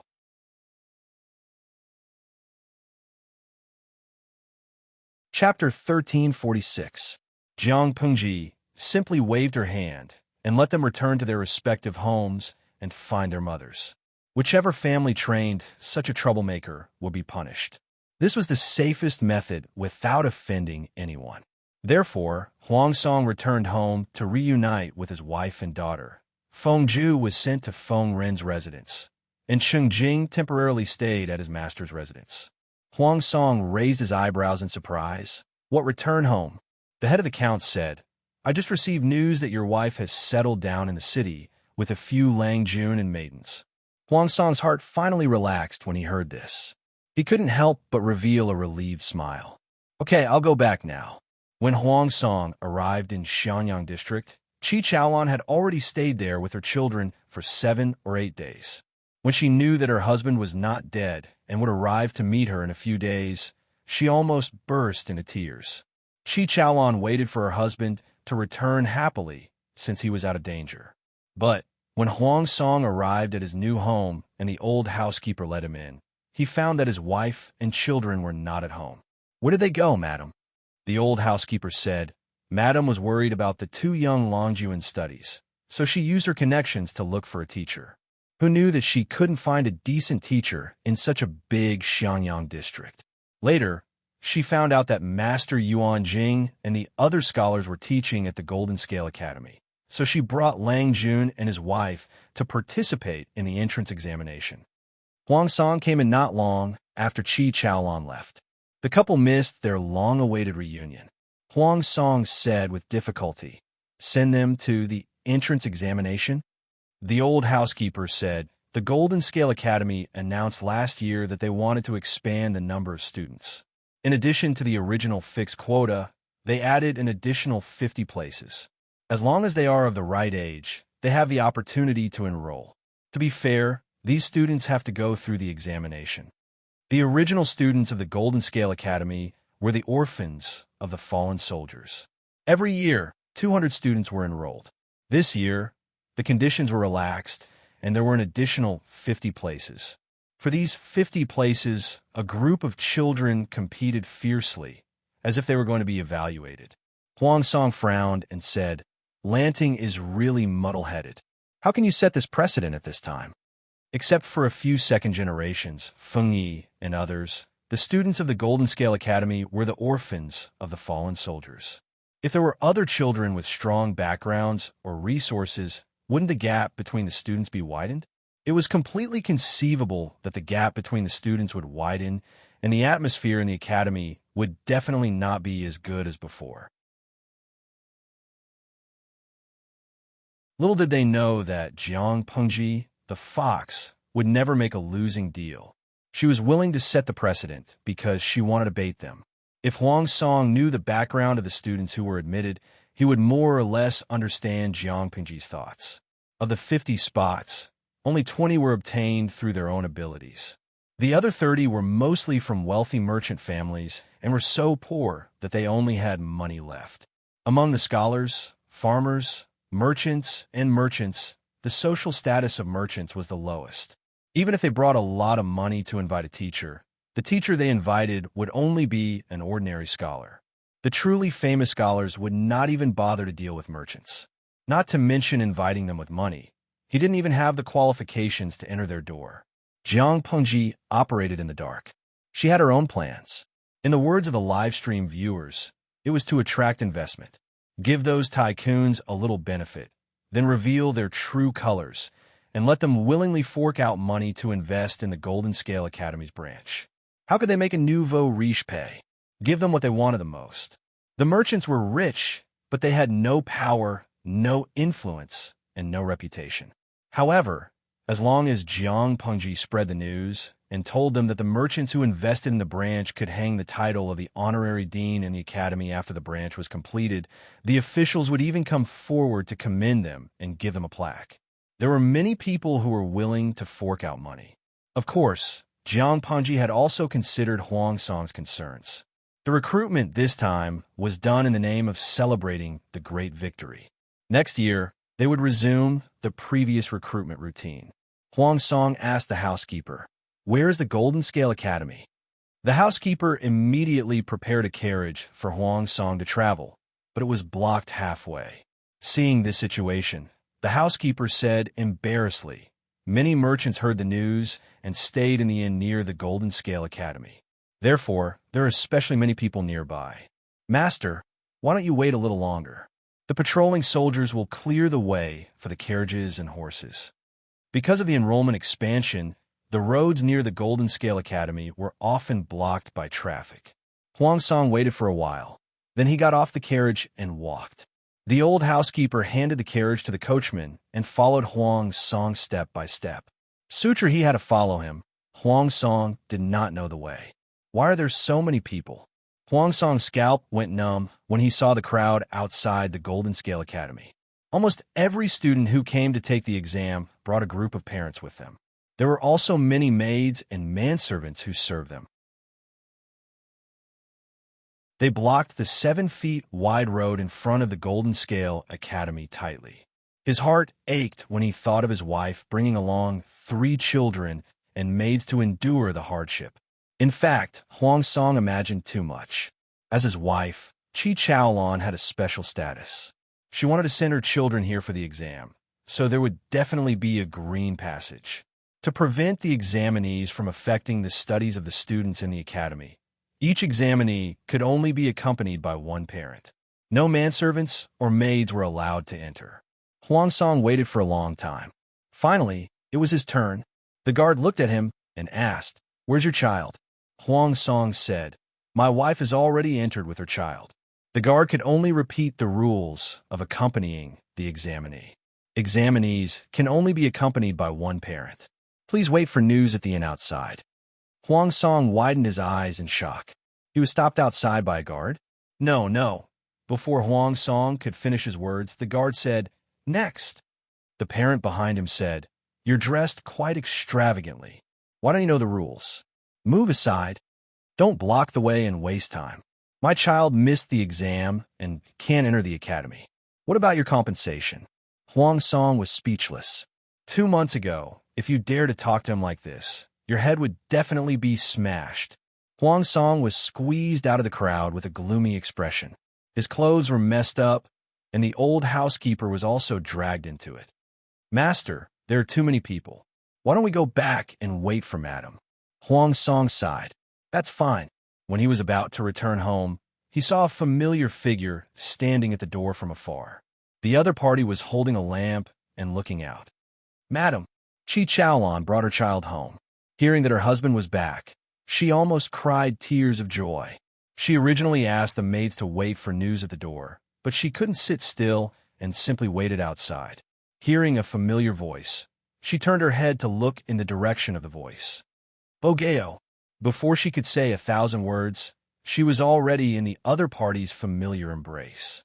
After a long time, Chi Chaolon blushed and said, "This is the main street. I don't want to be a joke."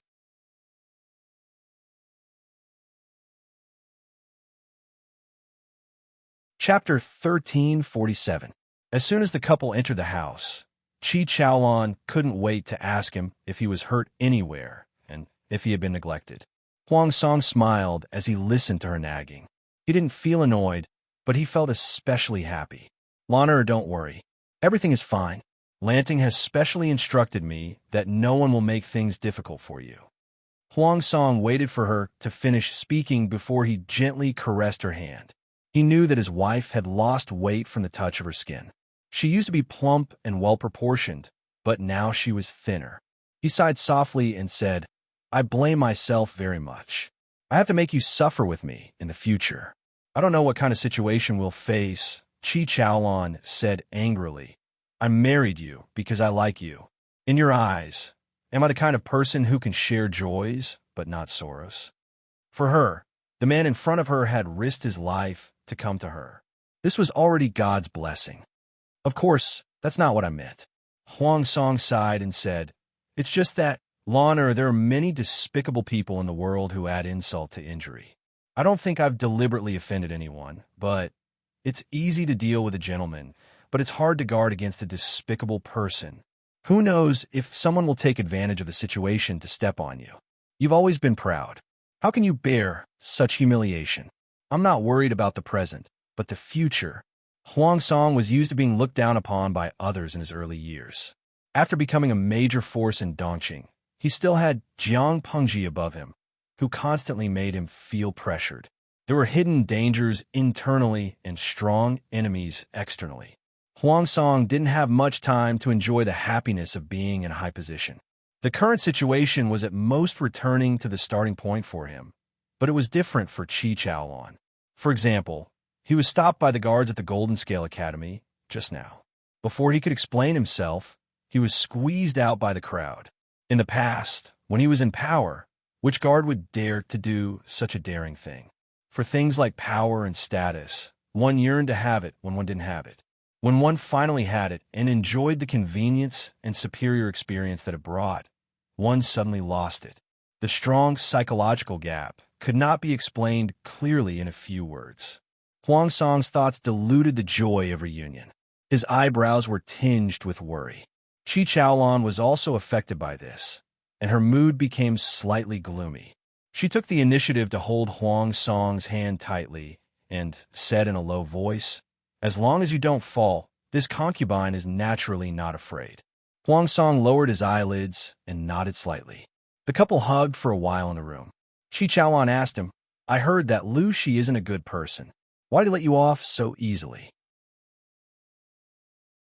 Huang Song briefly told Chi Chaolan about his pledge of blood with Jiang Peng.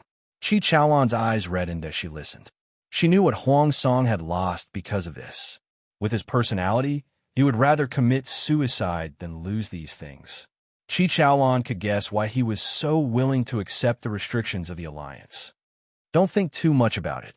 It's better this way." Huang Song knew what she was thinking. He gently patted her forehead and said with a smile, "Lanting is not as heartless as you think." Regardless of whether it was because of their friendship or because of her own calculations, she still left him a way out. Chi Chaolan looked at him in confusion. "Husband, what do you mean? Even if it was an aristocratic family with many years of accumulation, if 3 consecutive generations did not enter officialdom, even if they had a deep foundation to support them, their vitality would be greatly damaged." The Yuan family still relied on Huang Song's support. Now that Huang Song had fallen, it was unclear what the Yuan family's attitude would be. Even if Jiang Pengji gave Huang Song the title of hereditary heir for 3 generations, how could the salary support a facade that matched his status? 3 consecutive generations could not make ends meet. Even if there was a mountain of gold and silver, it would be eaten up. Should they be thick-skinned enough to snatch food from the mouths of the merchants? Huang Song said, "The alliance only says that 3 generations of male descendants are not allowed to enter officialdom, but you and I have more than 1 male descendant." Chi Chaolan was shocked. Could it be interpreted in such a way? "At first, I didn't know what Lanting was up to, but I slowly figured it out during the journey. She really is not willing to suffer any losses." Huang Song smiled bitterly. Lanting has come to this stage. Whether it's to encroach on other countries or to defend Dongqing, the Emperor's 12 crowns are indispensable. I'm afraid she's the first woman to ascend to the throne since ancient times. In troubled times, outsiders can ignore her being a woman. But once she establishes a country and proclaims herself as an emperor, some acute problems have to be brought to the surface. Chi Chaolan did not react for a moment. "What problems?" Huang Song said, "For example, having children. Lanting has yet to have children. For a country, children were not as simple as an heir. They were also a stabilizing force that stabilized people's hearts. Without children, be it the court officials or the people, who could be at ease? If the emperor passed away one day without an heir, who would be the next emperor? The world, which had been stabilized with great difficulty, would be shattered in an instant." Chi Chaolan said, "If she doesn't have children, she'll have one. The world is inherited by the heirs. Do you want the world that Lanting obtained to be a wedding dress for her husband's family?" Huang Song asked her. "Besides, as the emperor, she's above millions of people. How can there be a husband's family? If she has children, according to her temperament, most likely it will be inherited by the heiress." In this era, the Empress encountered far more trouble than ordinary male emperors. She was walking a path that her predecessor did not, so naturally, it was extremely difficult. Chi Chaolan said, "Inherited by the heiress? Then the child's biological father." Huang Song looked down and said, "Most likely killed. For her world, it's normal for a man to die." After listening to Huang Song's analysis, Chi Chaolan vaguely understood the calculations and implications behind this alliance. "Bogeo, you mean she wants to support a woman?" Huang Song said, "This is inevitable. This will more or less reduce the pressure on the officials to choose an heir." Chi Chaolan said, "In that case, this alliance is not only not a bad thing, but a good thing." If everything was as Huang Song had guessed, then Huang Song had worked hard even if he didn't work hard. For the sake of these ties, his branch would definitely not be too bad. If their daughter worked hard and won the Empress's favor, she would definitely have a place in the imperial court in the future. Who would dare to belittle their family? After a while, Qi Chaolan said, "She's really brave." Huang Song said, "Actually, your husband is more inclined to Lanting having a male heir in the future." Qi Chaolan pretended to be angry and said, "Why? Are you looking down on women?"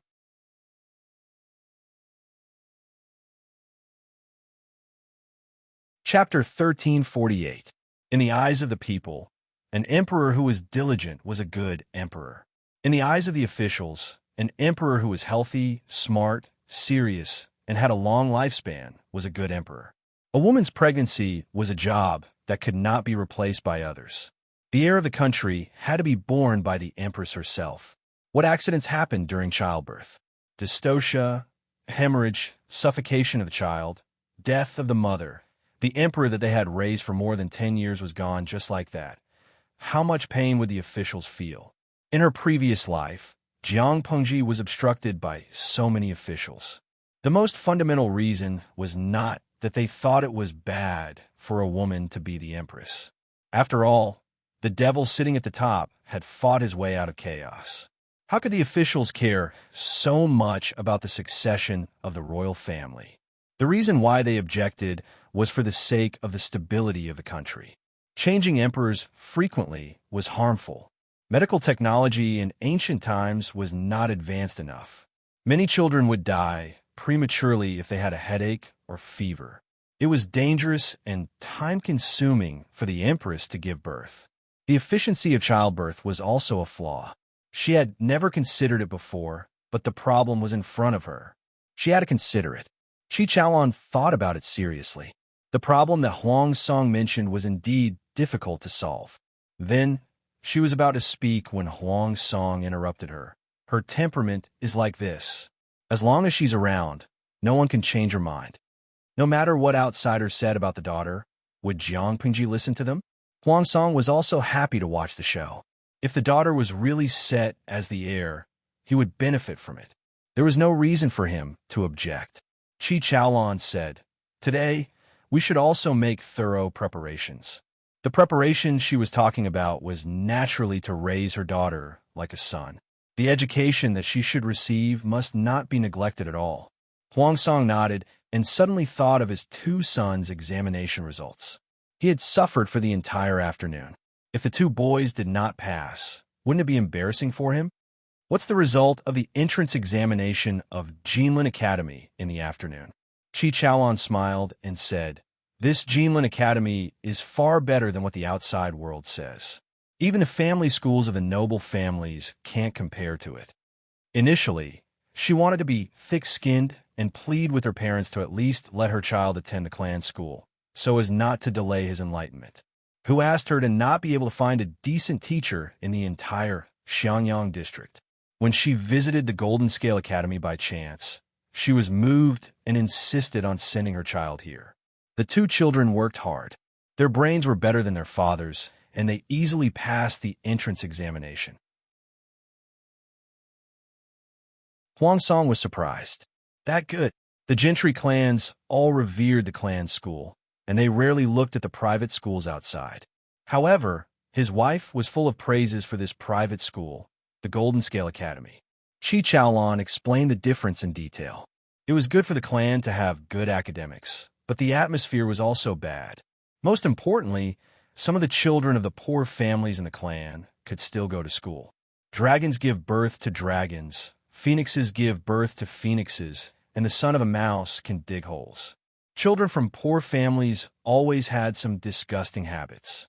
Some didn't like to study and liked to form gangs to bully others. No matter if it was knowledge or upbringing, they could never compare to the children of the clansmen who had been brought up by a particular family. Because of these reasons, the teachers of the family would rarely be strict with their students. Naturally, the bad habits of the children could not be quickly corrected. Lady Qi had just learned that the children of the Golden Scale Academy were the orphans of the fallen soldiers, so she was somewhat reluctant. After taking a closer look, she realized that what she saw was very different from what she had imagined. If one didn't get to the bottom of the matter, who would know that those adorable and well-mannered children in the academy all came from commoner families? She didn't know that the Golden Scale Academy was now implementing full-time education. Except for a few second generations who could attend day school and had special privileges, most of the children were in school. There was also an additional language etiquette course in the curriculum. This change was made because someone found that the children used the unbearable words **ck your mother to scold others during arguments. Where did he learn this vocabulary from? Naturally, it was learned from the quarrel between the neighbors when the children went home to live temporarily. Although it was a small matter for those great scholars who regarded the Golden Scale Academy as their painstaking effort, it was naturally disgusting. The great scholars who were deeply rooted in the theory of lineage thought that it was the children's lineage that was causing trouble. A hot-tempered scholar lost his temper on the spot. He deeply felt that the Golden Scale Academy should not recruit students from commoner families. The academy provided the best education. Which headmaster of the academy was not a famous scholar with a reputation outside. With such abundant resources, even a sow could bow and salute, but the students they taught actually scolded people **ck your mother. Hopeless. However, Master Yuan Jing felt that the children's lineage was not the most important. The most important thing was the influence of the environment around them.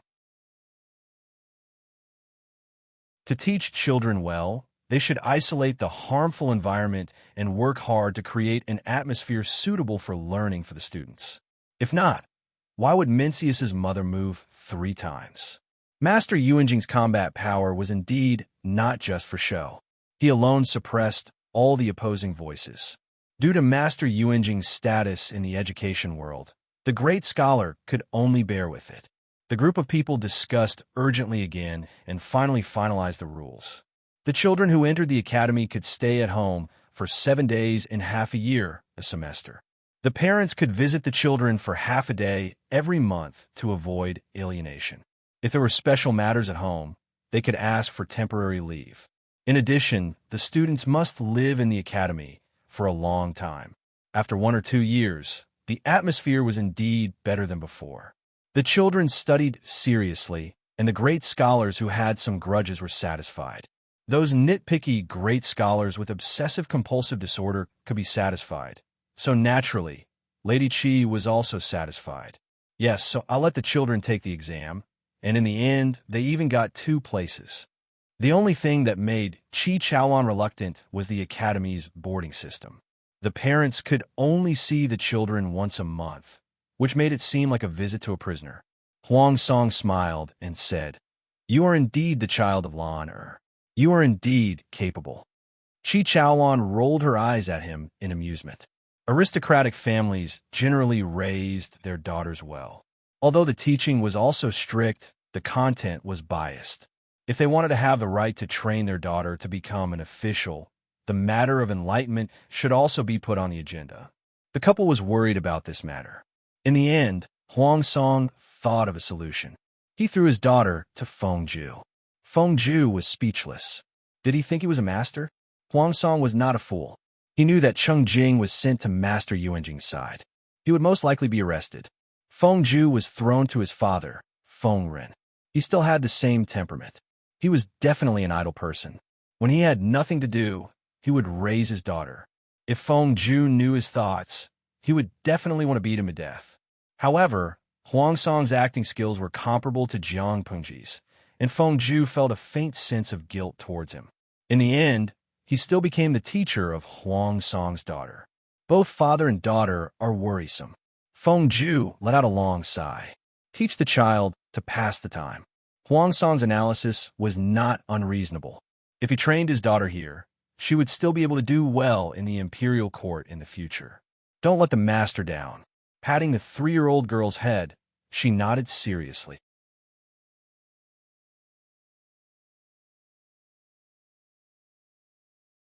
Chapter 1349. If it was said that Cheng Jing and Feng Ju's refusal to become officials and pledge allegiance was understandable, then Nie Sun's choice was puzzling. Although Nie Sun's illness was serious, he was still very young and his recovery ability was naturally not weak. After a period of nursing, he was more or less recovered. While Nie Sun was recuperating, Feng Jin had also tried to sound out Nie Sun's intentions. He didn't know if Nye-sun didn't understand the hint or if he pretended not to understand, but Nye-sun didn't express his stance on the recruitment. If he didn't take a stand on this matter, it would mean that he had tactfully rejected him. Feng Jin could not understand. What was so good about Huang Song that Nye-sun was willing to bet everything on him? According to his understanding of Nye-sun, he was not a stubborn person. Otherwise, why would he plot against Yuan Xin? Feng Jin hadn't been able to convince Nye-sun, so he simply sent Nye-sun back to Wanzhou to wait for his lord to recruit him. The lord was Nye-sun's cousin. What couldn't a family member say directly? Unexpectedly, before Nye-sun could see Jiang Pengji, who was leading the troops outside, he first saw another relative whom he had expected. On this day, Nye-sun heard that Huang Song and the rest had already arrived in Xiangyang district. His wife, Zhu Qingning, carried their child and sat beside him silently. "Chengyun, do you want to see that person?" While coaxing the child, she stared at her husband who she had lost and found. Ever since she received Nye-sun's letter, she hadn't had a good night's sleep. Sometimes she had nightmares, sometimes she had palpitations. In just a few days, she had become extremely haggard. Her parents were so worried about her that they gave birth to a lot of white hair. Zhu Qingning saw this and felt very uncomfortable in her heart. When she heard that her husband was fine, she felt relieved and started counting with her fingers to calculate when Nye-sun would return. When the husband and wife reunited, she, who was as meticulous as dust, discovered that her husband had something on his mind, and he became much quieter. She did not dare to ask more questions. She could only ask Nye-sun to be more kind to the child every day, hoping that the child would cheer him up again. "It's better not to see him. He probably doesn't want to see me either." Nye-sun lowered his eyes. Why add to the awkwardness? Zhu Qingning was startled after hearing this, and her movements of holding the child stiffened a little. She seemed to have never thought that the relationship between Huang Song and her husband Nye-sun would become so bad. When did this happen? "Chengyun, if you have something on your mind, why won't you tell me?" Zhu Qingning's eyes were filled with hurt and sadness. "You and I." Before he finished speaking, light footsteps could be heard from outside. A figure was kneeling outside the paper door. "Master, madam, someone outside the door has sent in a visiting card and mentioned your name. He hopes that Master can meet him in person." When the two of them heard the maid's voice, they could not help but frown. No matter who the visitor was, it was basic etiquette to pay a visit and send a greeting card. However, it was up to the host to decide whether or not to meet the visitor. No matter who the visitor was, the other party didn't have the right to name who he wanted to see, and it was rude of the maidservant to pass the message without permission. Nye-sun was naturally displeased with this kind of behavior. He scolded lightly. "When did you become so unruly?" The maid outside the room stammered. The person who handed over the visiting card used a carriage with the emblem of the Liu family. He has been waiting outside the mansion for almost an hour. Housekeeper tried to persuade him, but the other party insisted on seeing Master before leaving. Housekeeper had no choice but to send this servant over to report. Zhu Qingning frowned and said, "What a rude visitor! How is this a visit to the host?" It was clearly an unruly guest who came forcefully to act like a hooligan. Even if the other party's carriage had the emblem of the Liu family, Zhu Qingning did not think that her husband would be ordered around by the other party and had to show up. However, Nye-sun frowned and analyzed in his mind. In the end, he fixed his thoughts on someone. In the Xiangyang district, there were only a few people who were qualified to use the carriage of the Liu family. The identity could be determined by elimination. It was either Liu Shi, or Liu Zhao. The first two were outside, so the only possibility left was Liu Zhao. However, he had no interaction with Liu Zhao. Why did the other party make such a scene? Nye-sun said, "Let the distinguished guest wait in the flower hall for a while. I will go over after tidying up a little." There were rules when meeting a guest. Nye-sun slightly fixed his appearance to ensure that he looked energetic before he went to meet the guest. He thought that the unruly guest was Liu Zhao, but through the screen in the flower hall, the figure faintly revealed had the unique charm of a woman. It wasn't Liu Zhao. Could it be Liu Shi? However, Lu Shi was still a virgin and had a tough character. Since when did he have such a graceful figure? In terms of age, it didn't match. Within a few steps, Nie-sun had already made countless judgments in his mind.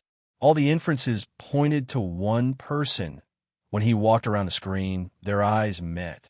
That instant palpitation confirmed Nie-sun's guess. Even if they hadn't seen each other for more than 20 years, the blood in their bodies had always existed. Nie-sun stopped in his tracks. For a moment, he didn't know whether to advance or retreat. He just looked at the person with a complicated expression. This person was none other than Nie-sun's biological mother, Lu Shi's second wife, Guzhan. After Guzhan was welcomed into the flower hall, she felt as if she was sitting on pins and needles. She was extremely anxious and looked in the direction of the room from time to time. The handkerchief in her hand was almost torn by her. When she saw Nie-sun, she recognized his identity at a glance. She suddenly stood up from a seat. Her eyes were filled with tears and bloodshot. She clenched the handkerchief in her hand even tighter. Guzhan's lips moved and trembled. She couldn't say a complete sentence for a long time. You are... Zhu Qingning was also curious about the identity of this unwelcome guest and followed them.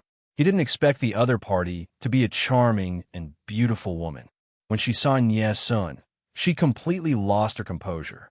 She staggered forward and touched Nie-sun's face with her trembling hands. Her fingertips couldn't help but rub the bright red cinnabar mole between his eyebrows. Zhu Qingning held the child in her arms. She first looked at it with a dumbfounded expression. Then, she was so angry that her chest felt stuffy. She didn't mind the beautiful woman's actions, but her husband's action of not dodging or avoiding her made her a little jealous. Zhu Qingning took the initiative and called out softly, "Chengyan, this is..." Guzhan was brought back to her senses by her voice. She slightly lost her composure and used the handkerchief to press away the tears at the corner of her eyes. She turned to look at Zhu Qingning. "I heard." Guzhan didn't know how to address Nie-sun at that moment. Through the two letters that Meng Heng handed over, she knew that Nie-sun already knew about his family background. However, she didn't explain and recognize him. "This lady is Master Yuanjing's 5 daughters." Guzhan's gaze fell on the swaddling clothes in her arms again. Although there was a certain distance between them, she felt that she had returned to the delivery room many years ago. She tried her best to give birth to the child in her womb. Before she fainted, she only had time to take a look at the child before she was carried away by the midwife. Although it was just a glance, she didn't stop recalling it for so many years. When she saw the child in the swaddling clothes, she seemed to see her son from back then. Guzhan couldn't help but say, "This child's facial features are very similar to Chengyun's when he was born." Zhu Qingning was slightly embarrassed by Guzhan's words. She didn't expect Guzhan to have seen Nie-sun when he was a child. She was jealous just now. Why did Madame Lu visit the residence today?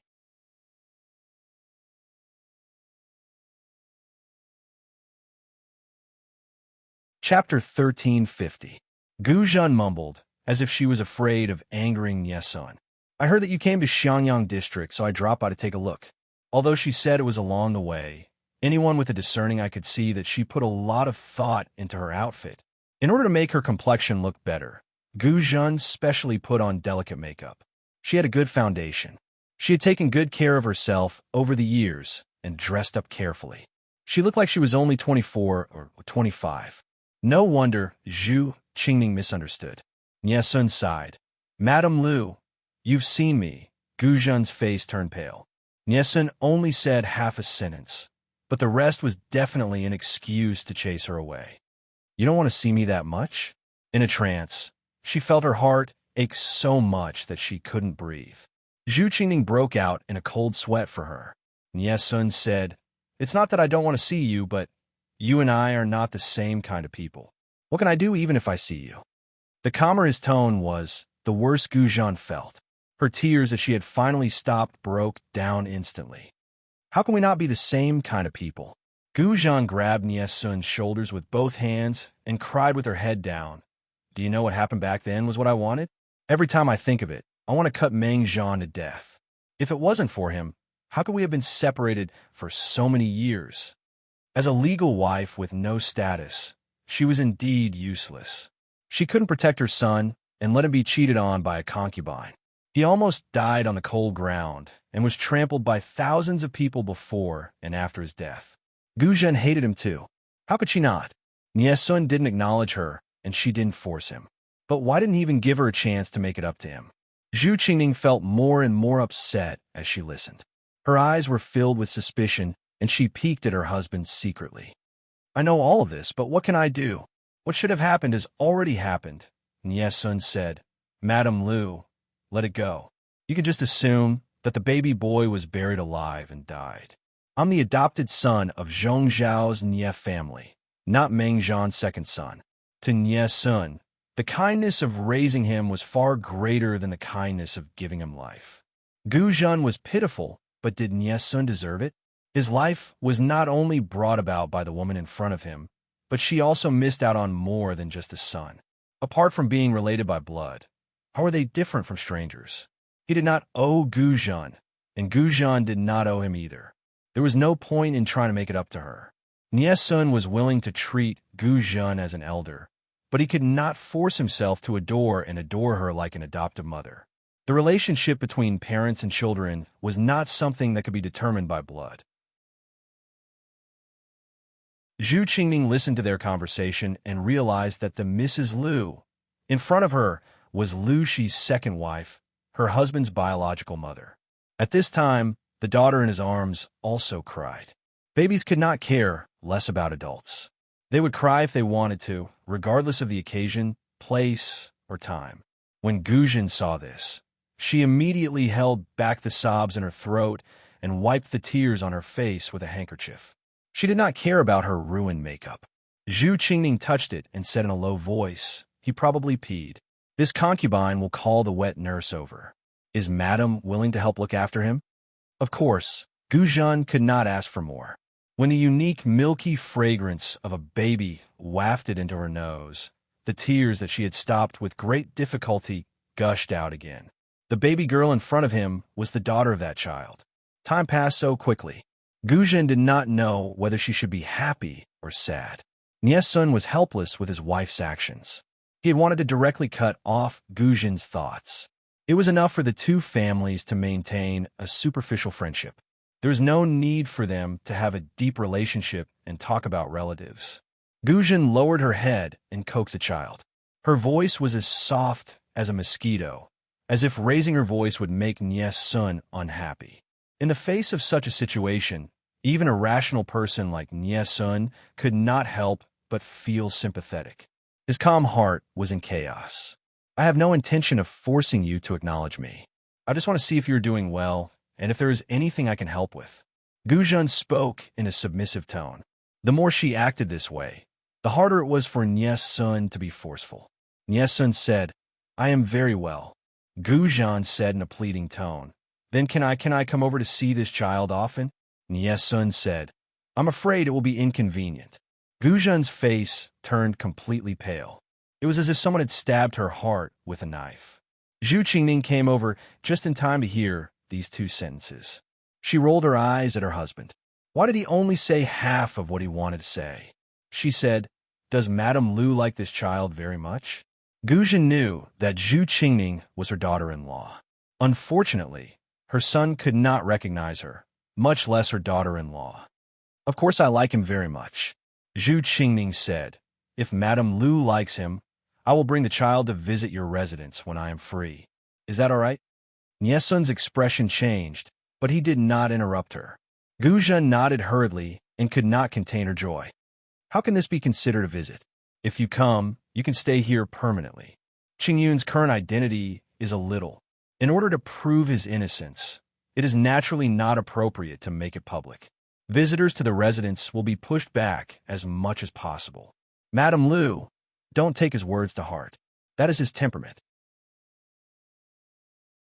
Zhu Qingning said with a smile.